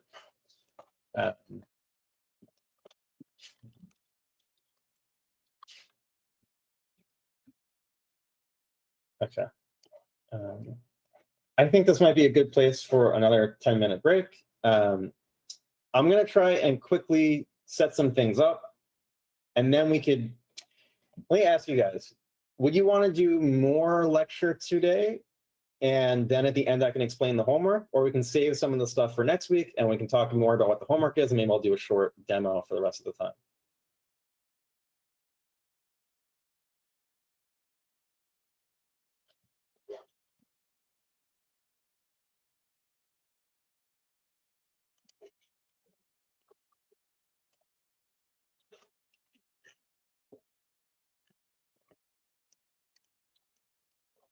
Okay, I will, I think it might be good to save some more for next time. Maybe we'll do a combination, but okay, cool. So let's take another 10-minute break, and then we'll try and leave this lecture here at a good point where everything kind of makes sense to start talking about the homework. And then we're basically just going to keep continuing these concepts till in next week. Like, I want to start this where it's as general as possible. We're dealing with these big non-specific things, and then it gets more and more specific. So anything we talk about, we can always relate back to the bigger ideas that we talked about. And in a certain point, we're going to have talked about all of the big ideas, and then we're only going to be like zooming in on things. Like, we're going to do a lecture on materials. That's just zooming into raw information. That's zooming in on talking about light and our senses. we're going to do a lecture maybe next time or the week after about ratios and designing. Well, we're just zooming into here. So I want every lecture to relate back to this big map that we're making. After this, I want to talk a little bit more about the specific things to do with painting, because again, this is still fairly general. But after that, like, we're going to be pretty much done with our map. Could you upload that PSD image with the resource channel afterwards? Yeah, I can upload everything. So yeah, let's meet back here in 10 minutes. We'll wrap up the lecture and then we'll do a demo of the homework.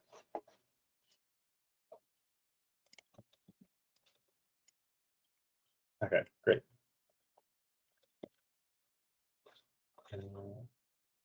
Okay. I forgot to record that part about the dogs. I just started recording, but it'll be on the Google Meet recording, hopefully. So it's not totally lost. We got to back up. I'll probably upload both of them if they both work. So if I do something like that, then you can always find the other part in the other recording.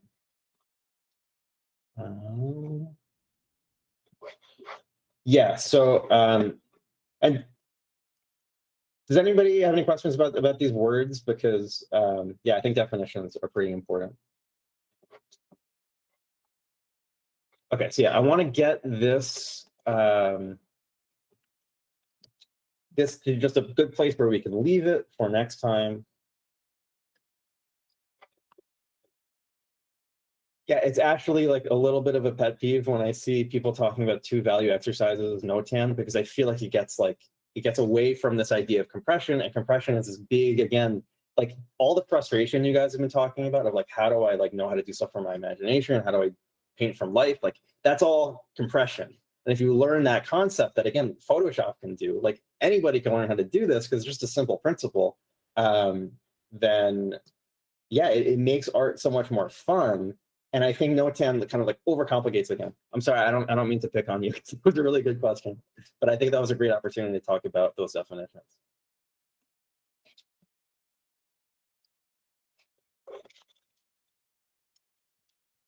Okay, so let's talk about some of these concepts that are more specific to do with painting. I'm just going to kind of lay these out before we start doing a demo, and then we'll go into these in a lot more detail on next week.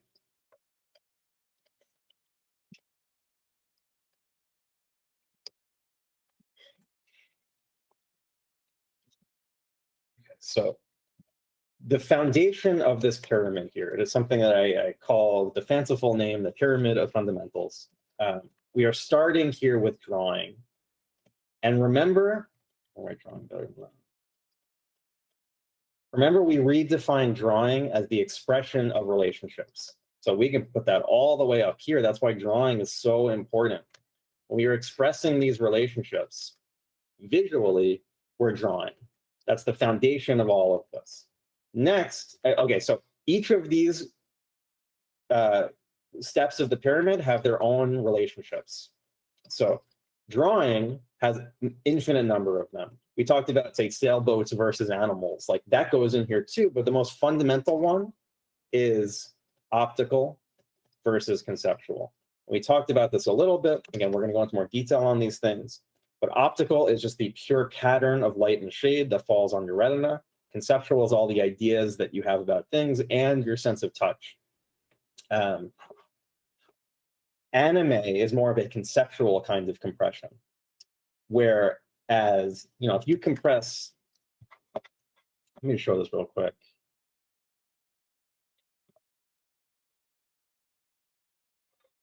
So this Velasquez here, this shape that we make, compressing this, where you just have, you know, this versus that, this is optical compression. There's still conceptual ideas in here. You know, when you have your shapes in the right place and the right values, you start to get this sense of touch and you start to get form. This is the compression of an idea. This is like you are compressing, when you picture an eye in your head, you're compressing this almost vocabulary of symbols, almost like the Egyptians would do. It's more of like this vocabulary. So again, all styles you can kind of think about in this broader model of thinking about things as compression.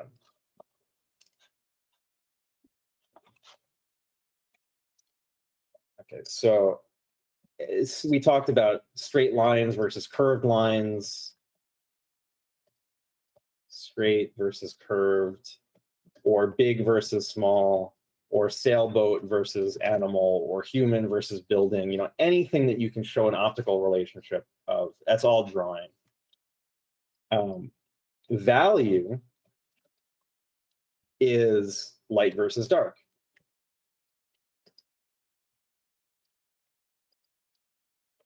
Now, all of these are related. We're going to go more next week into how they're related. But basically, when you're practicing something in two values, you're practicing both value, you're practicing drawing, you're practicing edges, which is how fast do groups transition between each other. Here, if I added some medium circles, we are now getting a softer transition between big to small. Edges are how fast do the groups, when we got those groups through compression, how fast do they transition is edges. Now, edges apply to any variable. This is kind of like, and I want to talk a lot about edges next week. So we also are practicing color. Here, the best way I can think of like how fast you think transition is fast, it's soft versus hard. Really, this is like slow versus fast, where this is taking its time. Like watch the slider. It's taking its time to get to the different value. This on or off. You can have different groups of edges. Now, color, warm versus cool.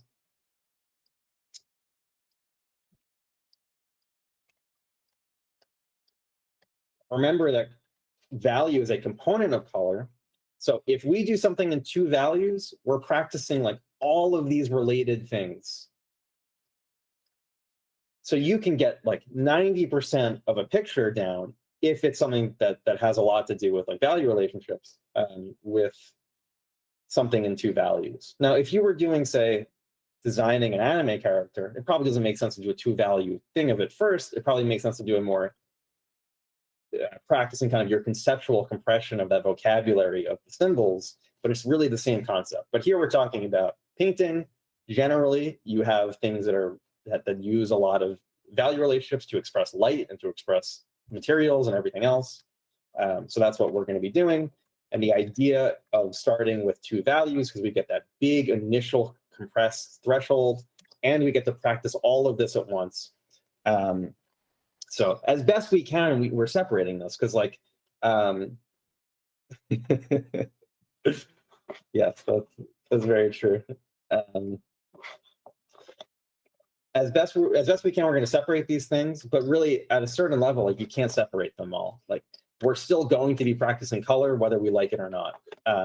But this is the best way that I could think of to do that. Yeah, and I think later on in the course, we'll get into some color stuff because again, like that's kind of the problem or the difficulty of teaching art is because if you have one class, say like, oh, this is a color class, or this is a value class, or this is perspective, like it's all the same thing. So it's kind of hard to separate it at some point.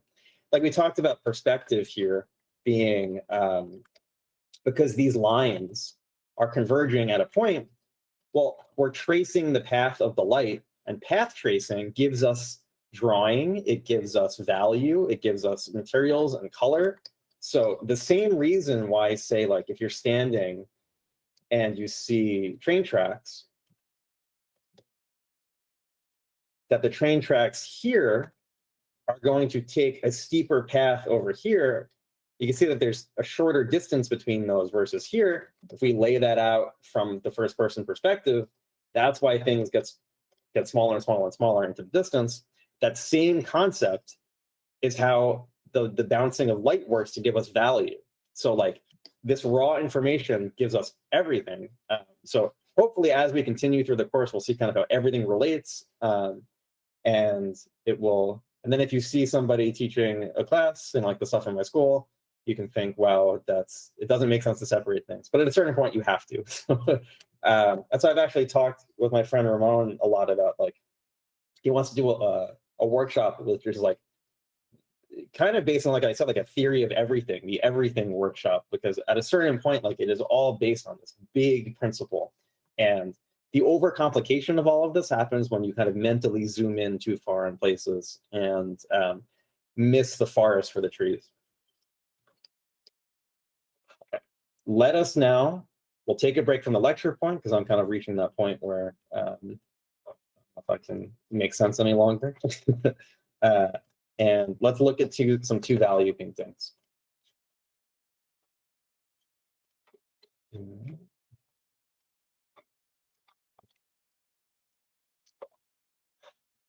Okay, so I mentioned some of those artists that I liked in the beginning of the course. And something that I just noticed when I was practicing was that they would all do this kind of thing. I would always see these two-value compositions. So I mentioned Whit Brockna, I mentioned Daniel Chavez. I just saw this kind of exercise repeated over and over, and I thought, well, there must be something to this. That's why I really kind of thought very deeply about it. Now, Lynran does these, and you can see here, like, these look like finished pieces of work. Let me just make a note.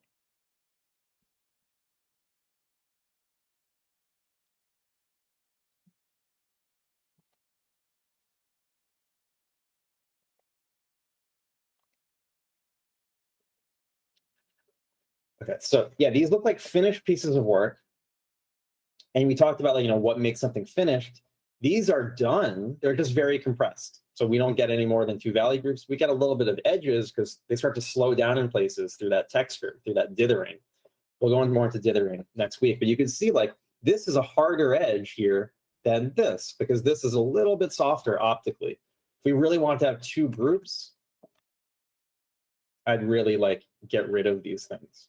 So basically, with this exercise, we can focus on relationships. Simple versus complex. Human versus things that are not human. Straight lines versus even kind of implied curves happening through the composition here.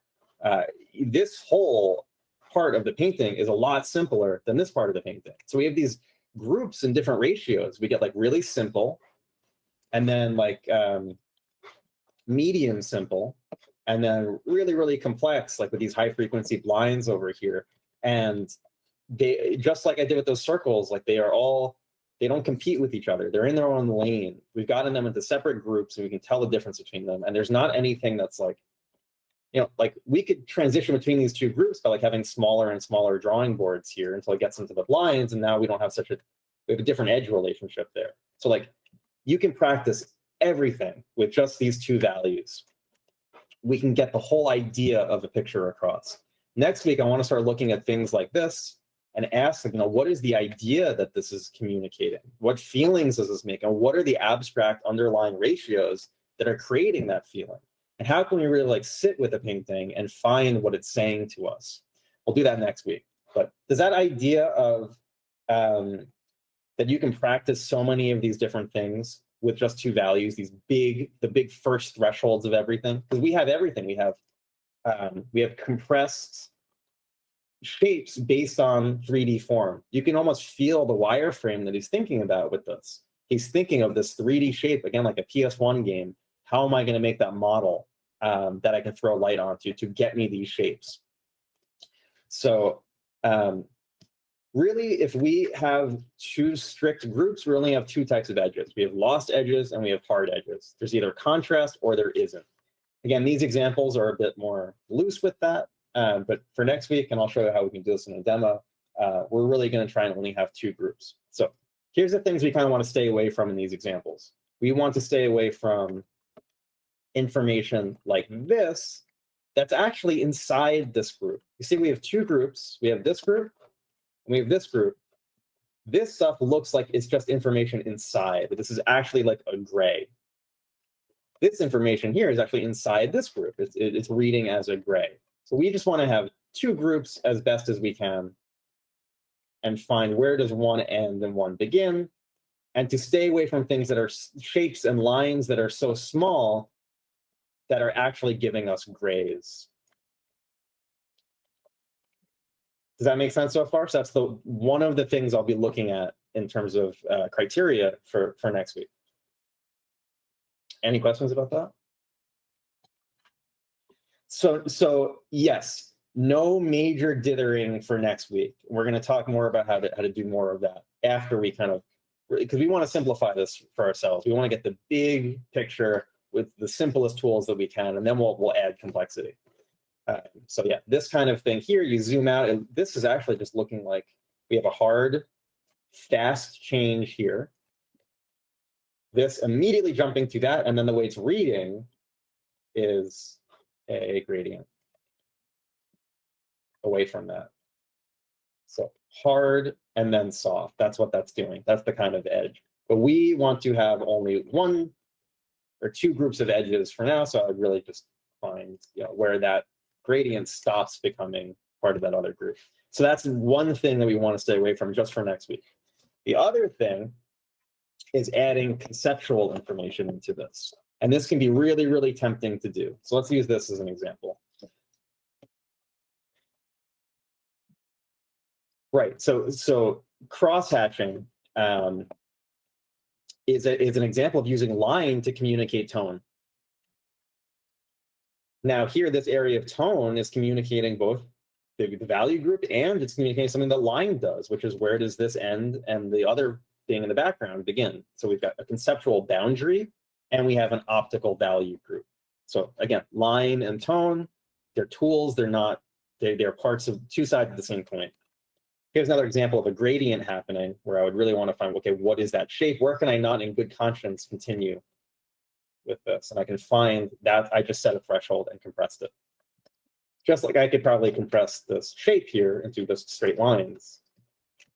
If I say that's the angle, I can find the larger kind of relationship for that.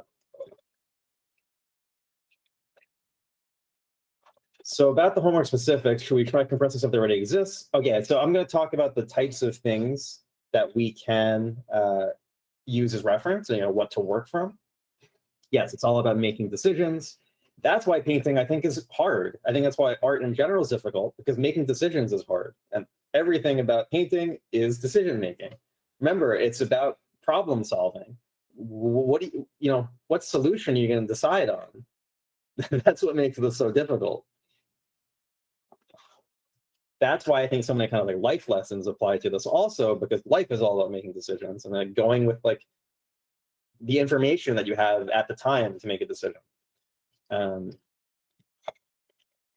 Okay, so let me just go over the other thing that we don't want to do for next week, and I'll talk about what we can do the homework from. So the other thing is, let me just undo some of this compression. Conceptual information. So this is going to kind of violate two of these rules at once. One of them is if we put a line here to show the boundary of space, well, in reality, kind of the torso and probably the grass behind it here are similar enough to be put into the same group. We're winding up with as optical of a statement as we can. It's still obviously going to convey conceptual things. Like we get the cylinder of the arm here just from this brush stroke. We get the form of the legs because of the shapes. You can't totally separate these, but we want as best as we can to have an optical statement without using line to kind of cheat and have boundaries. But it's very tempting to do that sometimes. So like getting used to losing edges between objects when they're optically the same, part of the same group. Does that make sense? So it would kind of violate the other thing too, because this would be such a small line that even if it did exist, we wouldn't see it anyway. Any questions? Okay, so let's talk about the things that we can do this from. We could do this from photos or movie stills. We could do this from master studies. We could do it from life, and we can do it from imagination. These are all the things I can think of that we could possibly work from. Can anybody think of anything else? I can't. But maybe there is something else. So there are, I'm grouping these together because the reason why I say photos, movie stills, like the category here is basically like things that aren't paintings that you can work from. Anything that we are working from that you're looking at on the same monitor that you're working has already been compressed into the budget. Remember, we have a budget 0 to 100. Any photo that I put up onto here, here's actually, let me actually go back to that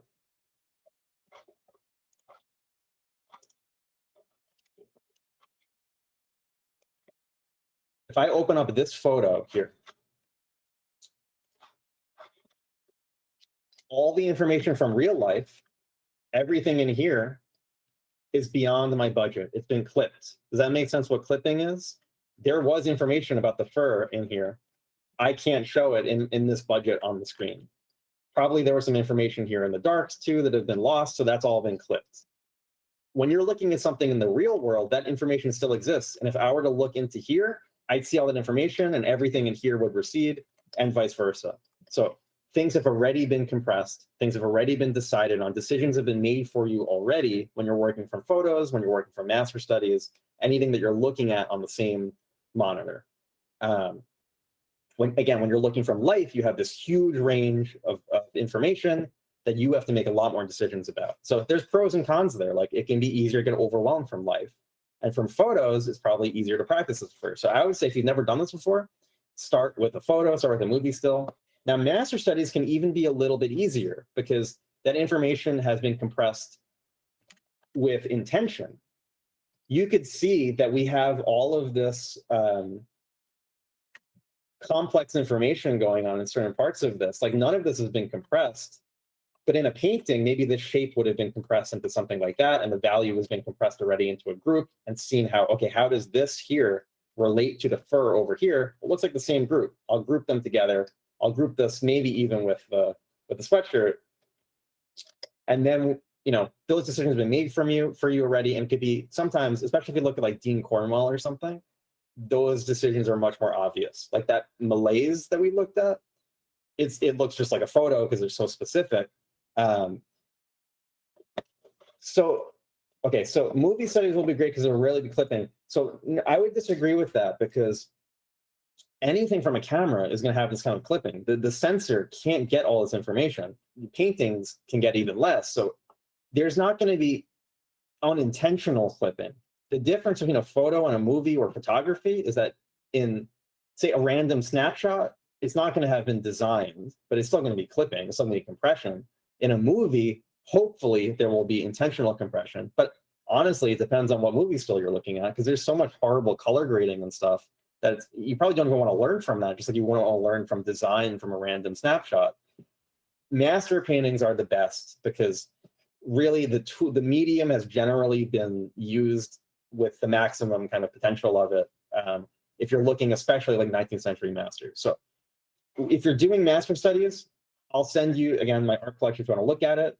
I would say you can learn from any artist you find really inspiring, but generally, like, they knew their stuff in the 19th century, probably more than a lot of contemporary artists, but you can study this stuff from anything. Again, it can be a random snapshot because you can, again, run anything through the filter of compression, the filter of a threshold. So really the homework is going to be any combination of these for next week. Probably all of them, but in some proportion. And it really depends on how comfortable you are. So these are probably easiest, and then these are a lot harder because from life, again, you have that huge range. For imagination, you have to do everything at once. You have to do that whole 3D to 2D pipeline. You have to create the wireframe of the thing, calculate the light on the thing, set a threshold of that light, find your two groups. So imagination gets to be the most complicated, but you'll find that when you start thinking this way, everything really becomes the same thing. When you're working from life, you're just kind of working from imagination with the relationships in front of you. So really, we kind of always want to be working from imagination a little bit. And what I mean by that is we always want to be making decisions. We always want to be intentionally compressing. How would I design this PS1 character for the form? How would I throw the light onto that to give me the shapes and the ratios? This is the thing they don't teach in ateliers, where you're just limited to what's in front of you. All you're doing is copying absolute information. It's just honestly a completely different thing. So some combination of these for next week. In two values, I would use a round brush with no pen pressure. So you could get, so every decision that you make is going to be intentional. It's either going to be, let's make this gray first. It's either going to be this group or it's going to be that group. And every time you change an angle, you're making intentional contrast. And every time you change a value, you're making intentional contrast.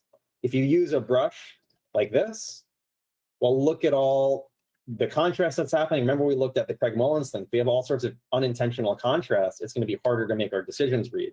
So we'll add contrast later and up the complexity later. But look how many unintentional shapes are happening too. We have all this contrast of this happening. With a round brush, with no pen pressure, it maximizes the chances that everything you do is intentional and that there's no happy accidents. We want to temporarily hold off on happy accidents until we are more comfortable with these principles. Okay, so the only other thing is if you want to look at something with accurate values, use the color proof setting. Don't use, say, like a black layer on top. It's not going to get you the most accurate values. Okay, some questions. Let me just talk about this one last thing. So yeah, don't do something like a black layer set to color. It's not going to give you the most accurate values based on the colors. You go to view proof setup and you set it to .gain 20%. That's the most perceptually accurate way to get your values from your colors. And then your shortcut to do that is Control Y. So Control Y is going to get me my values, looking at the reference. And for now, it's perfectly okay to work from your color proof. Later on, we might try and actually get the values from just looking at the colors. But now we're going to keep it as simple as we can. We'll use the color proof. One of the benefits of this also is that you can color pick from your color proof, and it gives you the color that you color picked. So that's something you can't do with any of those other methods also. Now we have some questions. And yes, so Tom Skoll's page about that is exactly how to do it. Can you make a line drawing first and then draw the shapes, or go with shapes from the beginning? Now, I would experiment with this, again, because maybe it'll tell you something about line versus tone and kind of how they're the same thing and just different tools for exploring, maybe one tool is better for another job. So if you're really kind of focused on getting your accuracy of like your optical accuracy, or you want to kind of design the wireframe a little bit first, totally try using lines first. I would also say then experiment with just using shapes first, because really this is just two different routes to get to the same destination. Experiment with your journey and you might see something new along the way, basically. The drawing has to be compressed too, right? Yes, so really our goal here is to have it be the simplest and most characteristic way to break everything down, your simplest expression of the idea. So there's multiple benefits to compressing the form and the angles, because you can relate everything, you can rotate things in your head, you can think about the form, but you want to do this with intention. You don't just want, I'm not going to tell you how many angle changes you can have. It depends on every picture, how specific this kind of thing is going to get. So use your judgment. You don't want this to be so simple where you're starting to sacrifice characteristicness, and you don't want this to be so characteristic where you're so overwhelmed by all the information you can't make good decisions about your big relationships. Is there a way to do this on Procreate? I'm assuming that means the color proof thing. I have no idea. Probably not. That means that you're just lacking a tool that makes this a little bit easier. But at a certain point, eventually, if you're working from life with oil painting, you can't color proof the thing that you're looking at. So eventually, at some point, you have to get used to seeing the value in the color. You just have to start doing that immediately. If you have access to Photoshop, one thing you can do is use that color proof thing, take a screenshot of it in the color proof mode, and then look at it on your monitor as you're working in Procreate or something, if you do have access to Photoshop. But otherwise, I would say if you can't do any of that, try just doing this from looking at the full color thing, and because that's what you're gonna have to do eventually anyway. Is a gradient map and adjusting threshold similar to the color proofing? No, I think it's a very, very different thing. I don't know exactly how the color proof works, but it's some kind of optical science that is way beyond me. But from what I can tell, that's the most accurate perceptual way to get your values.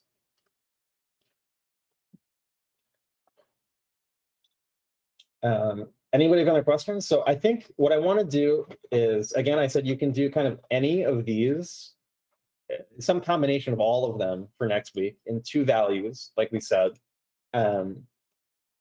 I'll probably do like a quick maybe master study just to kind of show you the approach. And some of the critique students posted their portfolios. I want to go after we do that and take a look at those and see if we can see any of these concepts in their work. We can maybe talk about that a little bit.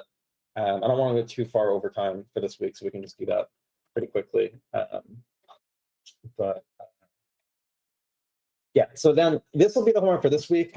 Next week, we'll start to bring in maybe some more of your personal passions into the homework.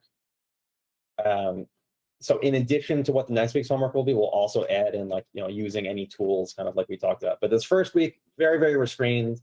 There's limitations here. Round brush, no pen pressure, only these angled, no happy accidents, only 2 groups of values. How many paintings? Okay, this is a good question. So just like I can't tell you like how many angle changes to use, like what thresholds to set, I can't tell you exactly how many paintings to do for homework, but I can give you some guidelines because mileage is very important. So getting enough practice in where you start to maybe run up against some discomfort, run up against some ideas you haven't like experienced yet, and work through them. That takes mileage. It takes doing this enough. So you want to do enough where you're getting that mileage. You don't want to do so many where you don't have time to really critically think about things while you're doing it. So you don't want to only do one, and that way you're not getting enough kind of variety and experience. You don't want to do 1,000 because then you're doing too many and probably not putting enough importance on each one. So there, for everybody, there's a certain sweet spot there. And I think you can use your judgment about where that sweet spot is for you. I would probably err on the side of, I would do more than 3. I would say that's kind of the bare minimum. I think it'll take more. If you can, I would say ideal minimum is 1 of these per day over the course of the week. And you've got a lot of different categories here too. So there's a lot of potential work that you could do. But again, don't go overboard where you're doing too many and it's not helpful anymore and you're too tired to even think about it. Does that make sense?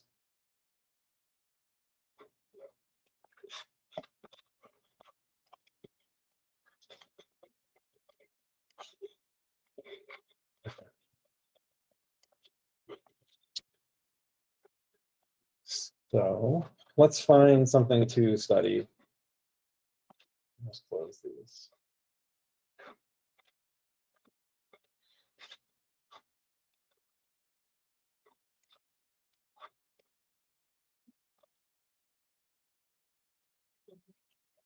This might be a really easy one. So, okay, here's one other thing I want to say.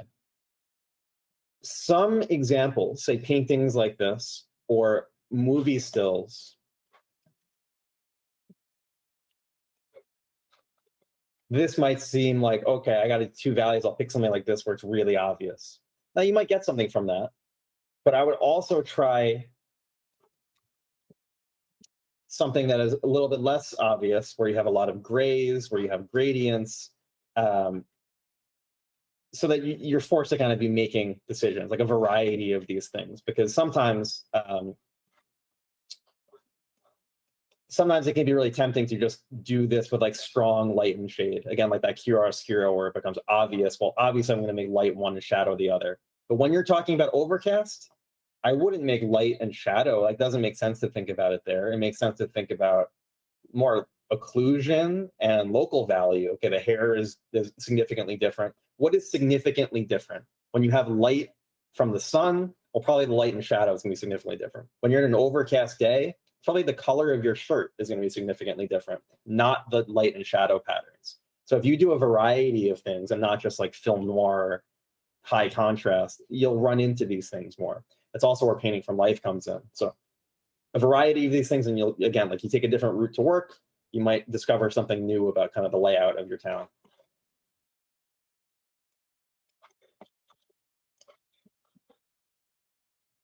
I also mentioned, just like photos, some are going to be more difficult to work from than others. So like that, the malaise that we looked at.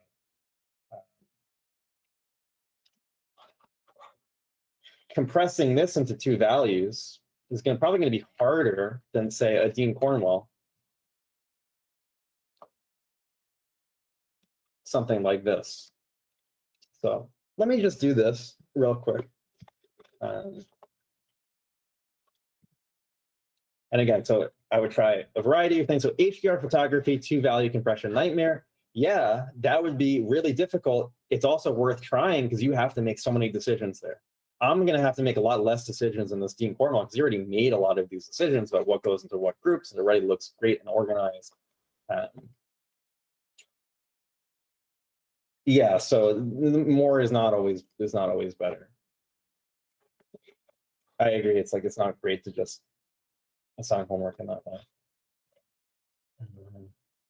Okay, so let's try this. I'm going to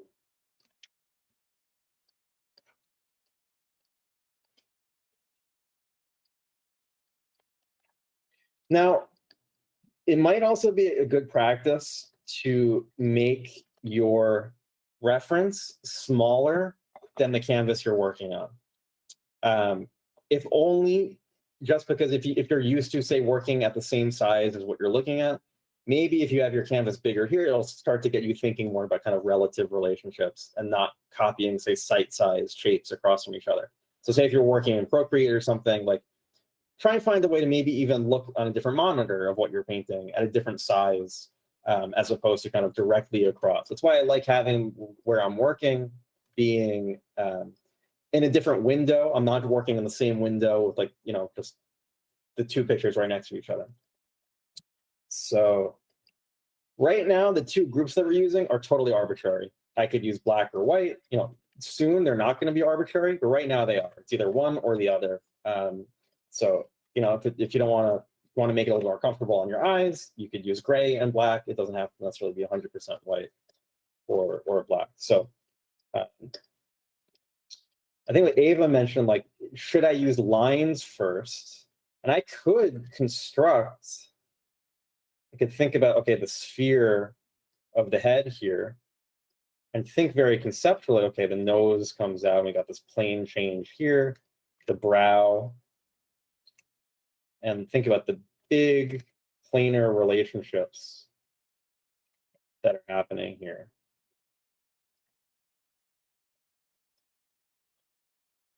And this is definitely a valid way to start. And then I can kind of cast the shadow. So I'm thinking very conceptually. There's not any kind of right answer here. Here I'm kind of using line to delineate my cast shadows and shapes.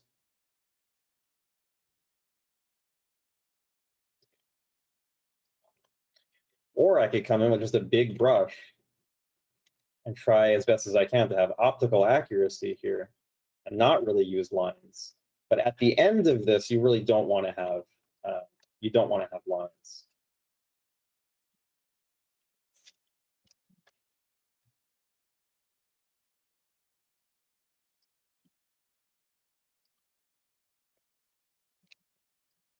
So the hair here, maybe one big group, but then only that part of the hair. We get these two shapes here, and then the background is dark.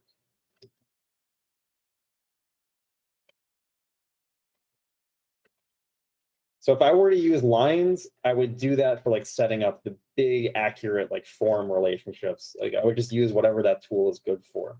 But again, there's no correct process for doing this. We're just exploring the different principles that we talked about. We're going pretty quick here, but like this is something I would definitely take time on, because remember, when we're doing this, we're exploring all of the pyramid. We're using all of those relationships. So it's worth slowing down on, because this is all of painting. When we're doing a painting in color with 4 value groups and color groups and edges, we're not doing anything differently here. This is the foundation of everything. So really kind of slow down with this exercise. Explore different kinds of subjects as much as you can, different kinds of lighting, figure out why you would get something into one group versus another. And here, you know, maybe I would use a line here to show that that's a boundary between space and form, but here I'm just going to use that area of value. And we're going to we just get a lot of that lost into here. Like the neck going into the back wall, we don't get any of that. That's optically the same group. Now, the shadow side of the shirt here, even though that's in shadow, that's not meeting my threshold. That's part of the light group. So I know that this is shadow, but it's still part of the light group because optically, it's still part of that group.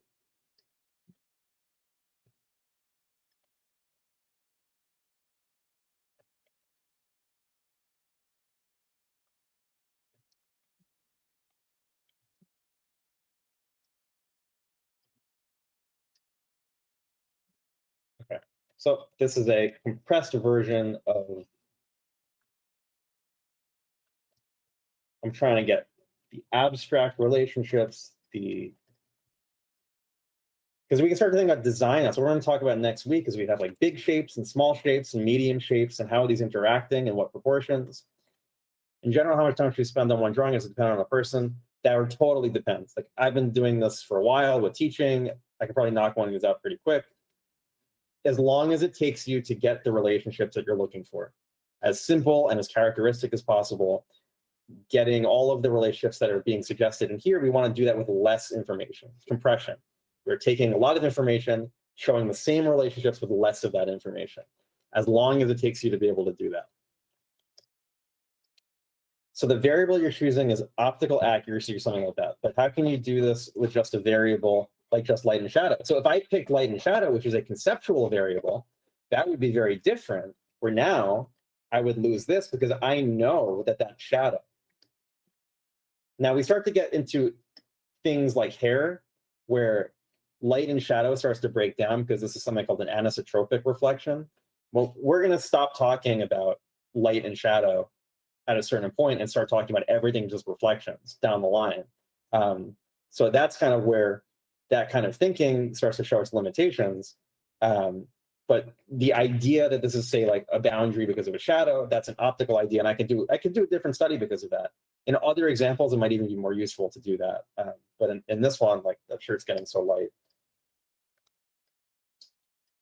So you really should be able to do both of them. You should be able to classify and say, what is the shape that I'm looking at? Why does it happen? Remember, when we ask why, that goes to raw information. If we're just looking optically at something, we're not thinking about any kind of the why or what it is just the shape. So conceptually, I know that this is the shadow part of the shirt. It's reflecting all of the secondary sources of light in the environment. This is reflecting the brightest and all the secondary. So it's those two types of thinking. That's really the foundation, say, of like drawing.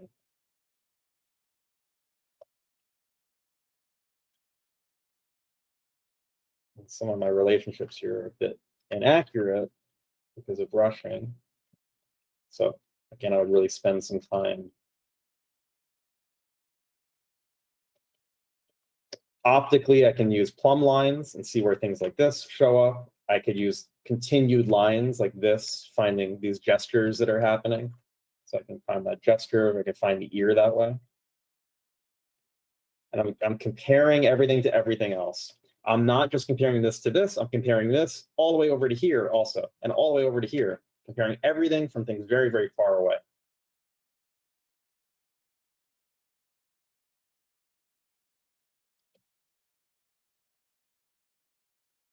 But this is generally the idea. And I would just like spend time designing these shapes. What we're really doing is designing. That's why next week we're going to talk a lot more about design.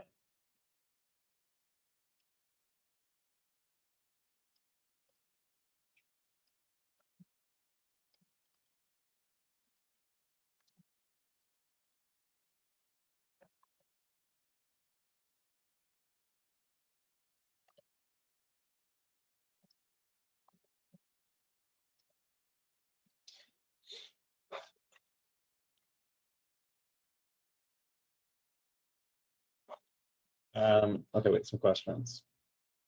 Should we put the referees next to the homework? So yeah, when you're submitting your homework, just submit with the reference also. And if you're working from life, take a picture of the thing you were looking at, like after you're done, so you're not kind of tempted to use the photo to work from. So whatever reference you can give me for next week or whatever you looked at, yeah, you can put that with the homework. So you could literally think of conceptual variables as taking things literally. No, not always, because conceptually, again, this is more about ideas. So like an anime eye is not a literal eye. It's about when you close your eyes. It's everything that happens when you close your eyes. Your sense of touch, ideas, symbols, information that you know about how things work is the conceptual side of things. Do we decide where the threshold is based on where we just... That's a really good idea, a good question, because you have to make a choice here. I set this threshold. The first decision I made was that this and this was what I want to show the difference of. But I could have done this versus that. And if I did that, look what happens. Now, everything that's this value, including the shirt and shadow, because those are the same value. So this dark halftone here and the shirt and shadow now have to be dark if I set the threshold there, and I get a very different picture, one that I think is less in the spirit of the overall composition. But this is still correct. It's just not artistically correct. See, it's still correct. We just set a different threshold. But I would say that's artistically incorrect based on the picture that I'm looking at. Does that make sense? Because that's important. Okay. So yeah, you want to have a variety of pictures and two values where you've decided on kind of these big relationships, and we're going to keep building upon this. But this skill that we're developing here is basically everything. Like, this is painting. There's not really much else to it beyond how we're kind of zooming into things.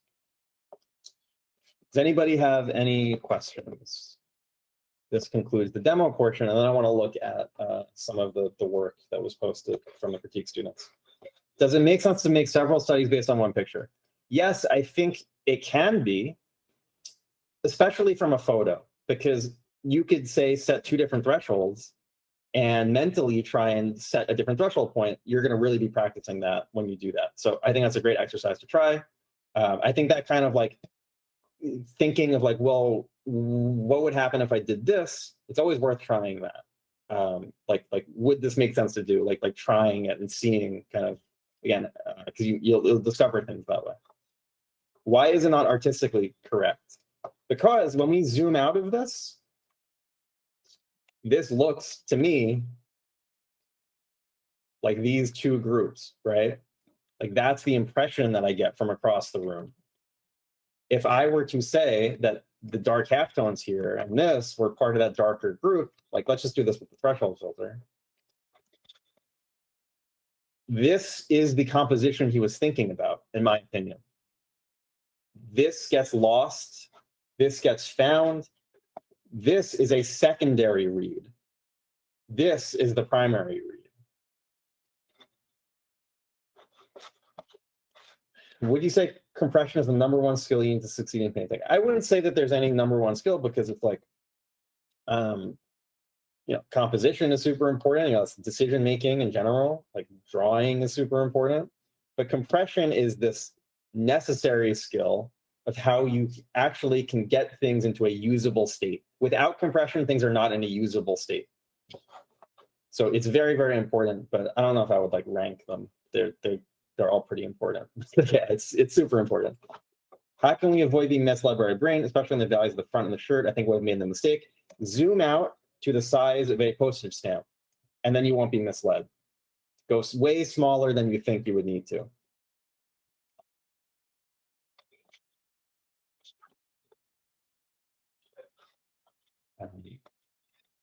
Okay, any other questions about this? It is a beautiful moment. Okay. Let me open up the Discord and we'll take a look at some of the work that was posted. So we're getting a little bit over time. If anybody has to go, you can catch up on this part in the recording. But yeah, I don't think I'll go for too much longer. I just kind of want to take an overview.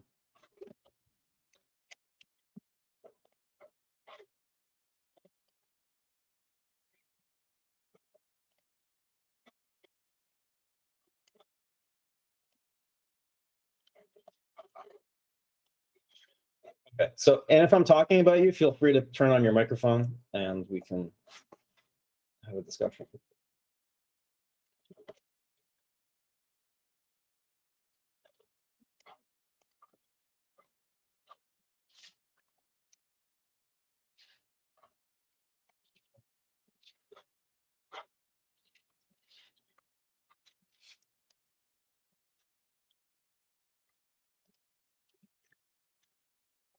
Okay, so Russell.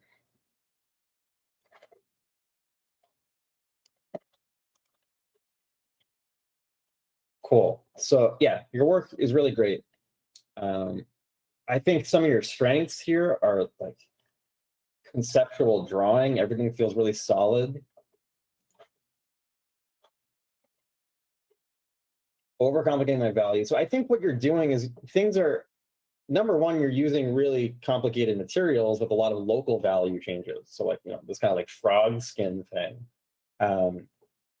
But in general, materials are reading pretty well. Like this feels like a different material entirely from this.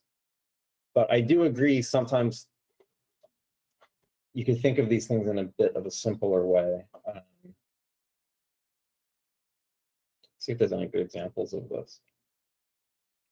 I mean, you're showing form like very successfully. So you're not making any kind of like major mistakes about like the groups not being distinct.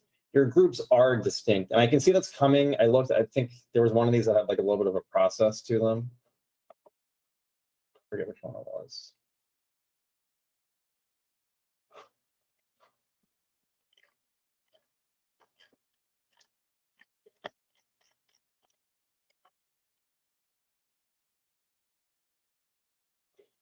Something like this, yeah, I feel like there's an overemphasis on like fall off. The homework session, this was a critique here. It shouldn't be, everybody should be able to post in this channel. I was originally going to have it where spectators can post in the feedback channel, but with the other classes it worked fine where just everybody can dump their stuff in the homework channel. You can even have some discussions in there. Just if you're in a critique student, just try and keep yourself organized into one post is the only thing. There shouldn't be any restriction on posting in here.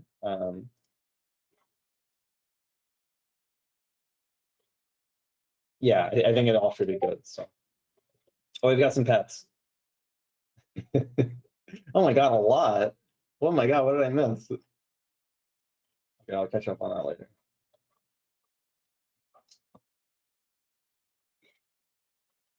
I'm trying to think, because again, this stuff is really good. You're not making any like very obvious mistakes. I think that the way that you're thinking seems to be like texture first, and I think that's where the overcomplication is happening. I think if you thought more in terms of like form and texture after form and value compression, things are going to, because values start occasionally getting like really bright. Oh, this is copying just a little bit.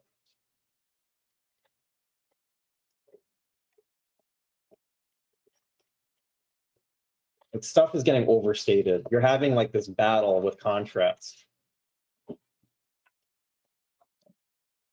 Like if you knocked back some of this texture, focus more, like lowered the contrast of the texture, you're going to have the speculars stand out a bit more and you'll have more control. So basically, I think like when you're using texture, you're just putting way too much contrast in that texture. And I want to leave this because like the eye is so much shinier. So I want to have like that distinction between these two materials. You see that I'm knocking back the contrast. Especially like this cloth here is reading as like the same kind of confusing, almost a muddiness happening.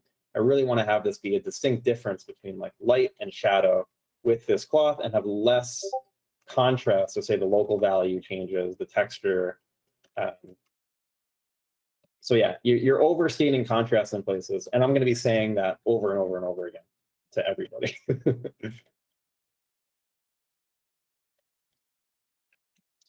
Yeah, so I think like basically the way that light works, it's going to keep more energy in this diffuse material across the surface until it quickly gets to a shadow and then starts falling off. So, you know, these shadows can still be in here, but it's that, you see how I like, the materials are trying to compete with each other. So reducing the contrast inside of these shapes, that's the big thing. Okay, let's look at Colleen, I think, is next.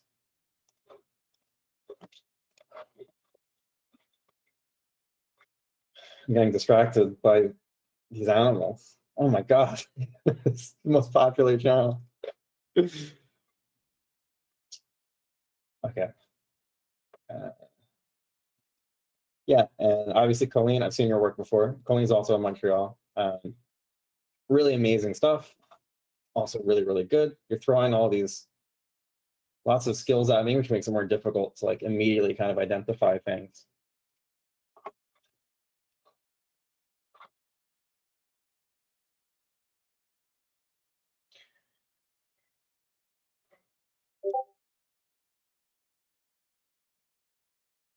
So yeah, like you have this strong conceptual underpinning of everything that I think is getting in the way of seeing things more in their pure kind of optical relationships. Now, nothing about seeing things conceptually is bad. It's just that you can accidentally overstate things. And what I mean by that is if we know that this is the difference between a house and a tree, we might, when we're looking at it, expand the contrast and say that this is brighter and this is a bit darker, when in reality, maybe these relationships, say like the shadow side of this building, will be the exact same value as that tree. We want to be able to kind of optically look through things and get this really strong, truthful optical statement and have that conceptual reality from the accuracy of the drawing. So this is some subtle stuff, but I would say like, right now, your conceptual understanding is a little bit stronger than the optical understanding. And once you have that better optical understanding, you'll also be able to design these shapes better too. You'll be able to see this not as just a tube, which is how you're thinking of it now, which is really important, but also just an abstract shape.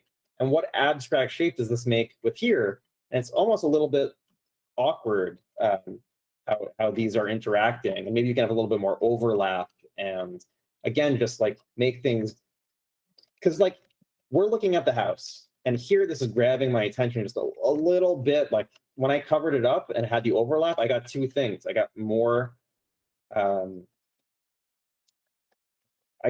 cues for my brain to tell what's happening, and like I'm focusing more here now. So looking at where is there any of this like extreme contrast, like this really, really hard shapes right here that I can kind of knock back into other things just abstractly for the composition.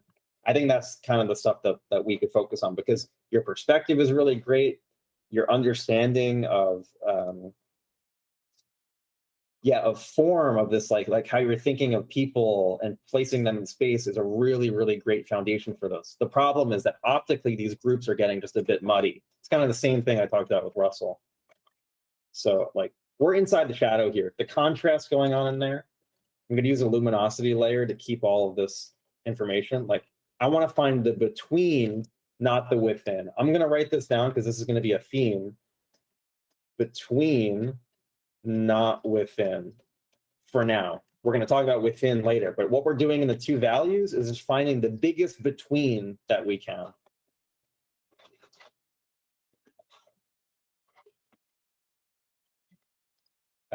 So yeah, when I kind of get rid of this muddiness here, we can find the between the groups. Like showing kind of the glow here, like things are just overstated. Like this is a wall. How does that wall relate to the value of the guitar? The bounce light here, like this stuff is going to be closer together. Everything inside of this. The occlusion is going to be kind of clamped a little bit more. Too much value happening here. This could all be temperature based on that window because that's all in the shadow. And this could all be much more similar. So you see that, like how much contrast there is in here, when in reality, that's all just skin in the shadow. It's all going to be fairly similar. We can do that all with temperature. So you see that? Like I can start to push that temperature of like, this is really warm. I can even get some pinks and cools happening in here. But the value relations are going to be much, much more subtle than that. We'll talk about that more, that like really the values you see when you're thinking conceptually, it expands them. Our default kind of nature is overstating contrast. We have to kind of rein that back in a little bit. Okay, next.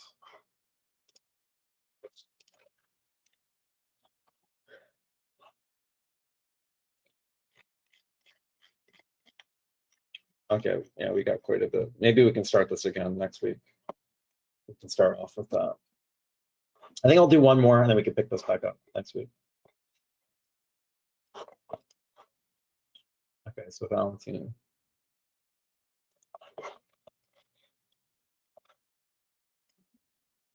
So there's obviously a lot of like shape design happening here in an abstract sense. But really a big thing that we talked about, and then we're going to talk about more next week, is the ratios of these designs. Like we have, like what are our shapes here? They're all kind of the same. Like, what if we had like big, medium,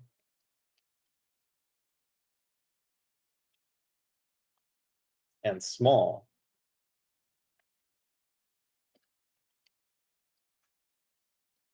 Big, medium in between, and then these two small shapes. So I've got groups. Everything we just talked about value, I'm now applying to shape. Shape is the variable.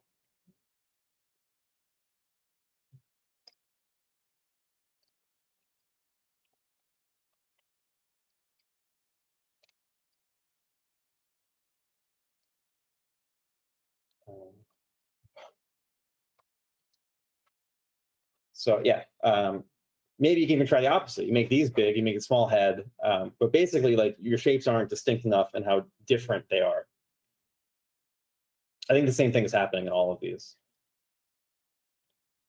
Yeah. Especially when your focus here in these is so strongly based on like you're dealing with shape mostly. This really isn't so much about the value or the color. This is about abstract design of these shapes. You really want that to be like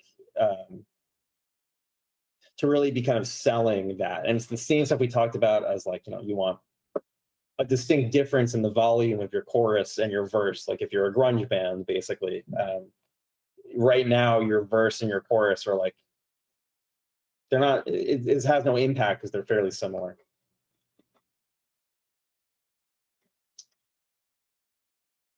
In terms of value, stuff actually looks pretty good because you don't have any information within. This is all between.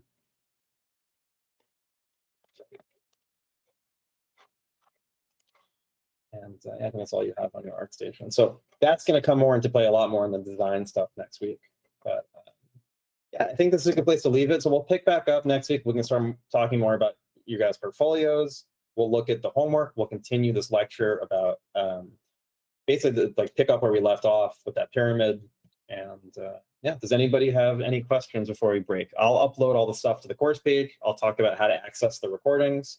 I'll post about on the Discord of what the homework is, so you can refer back to it. Yeah, is there anything else? Anybody have any questions?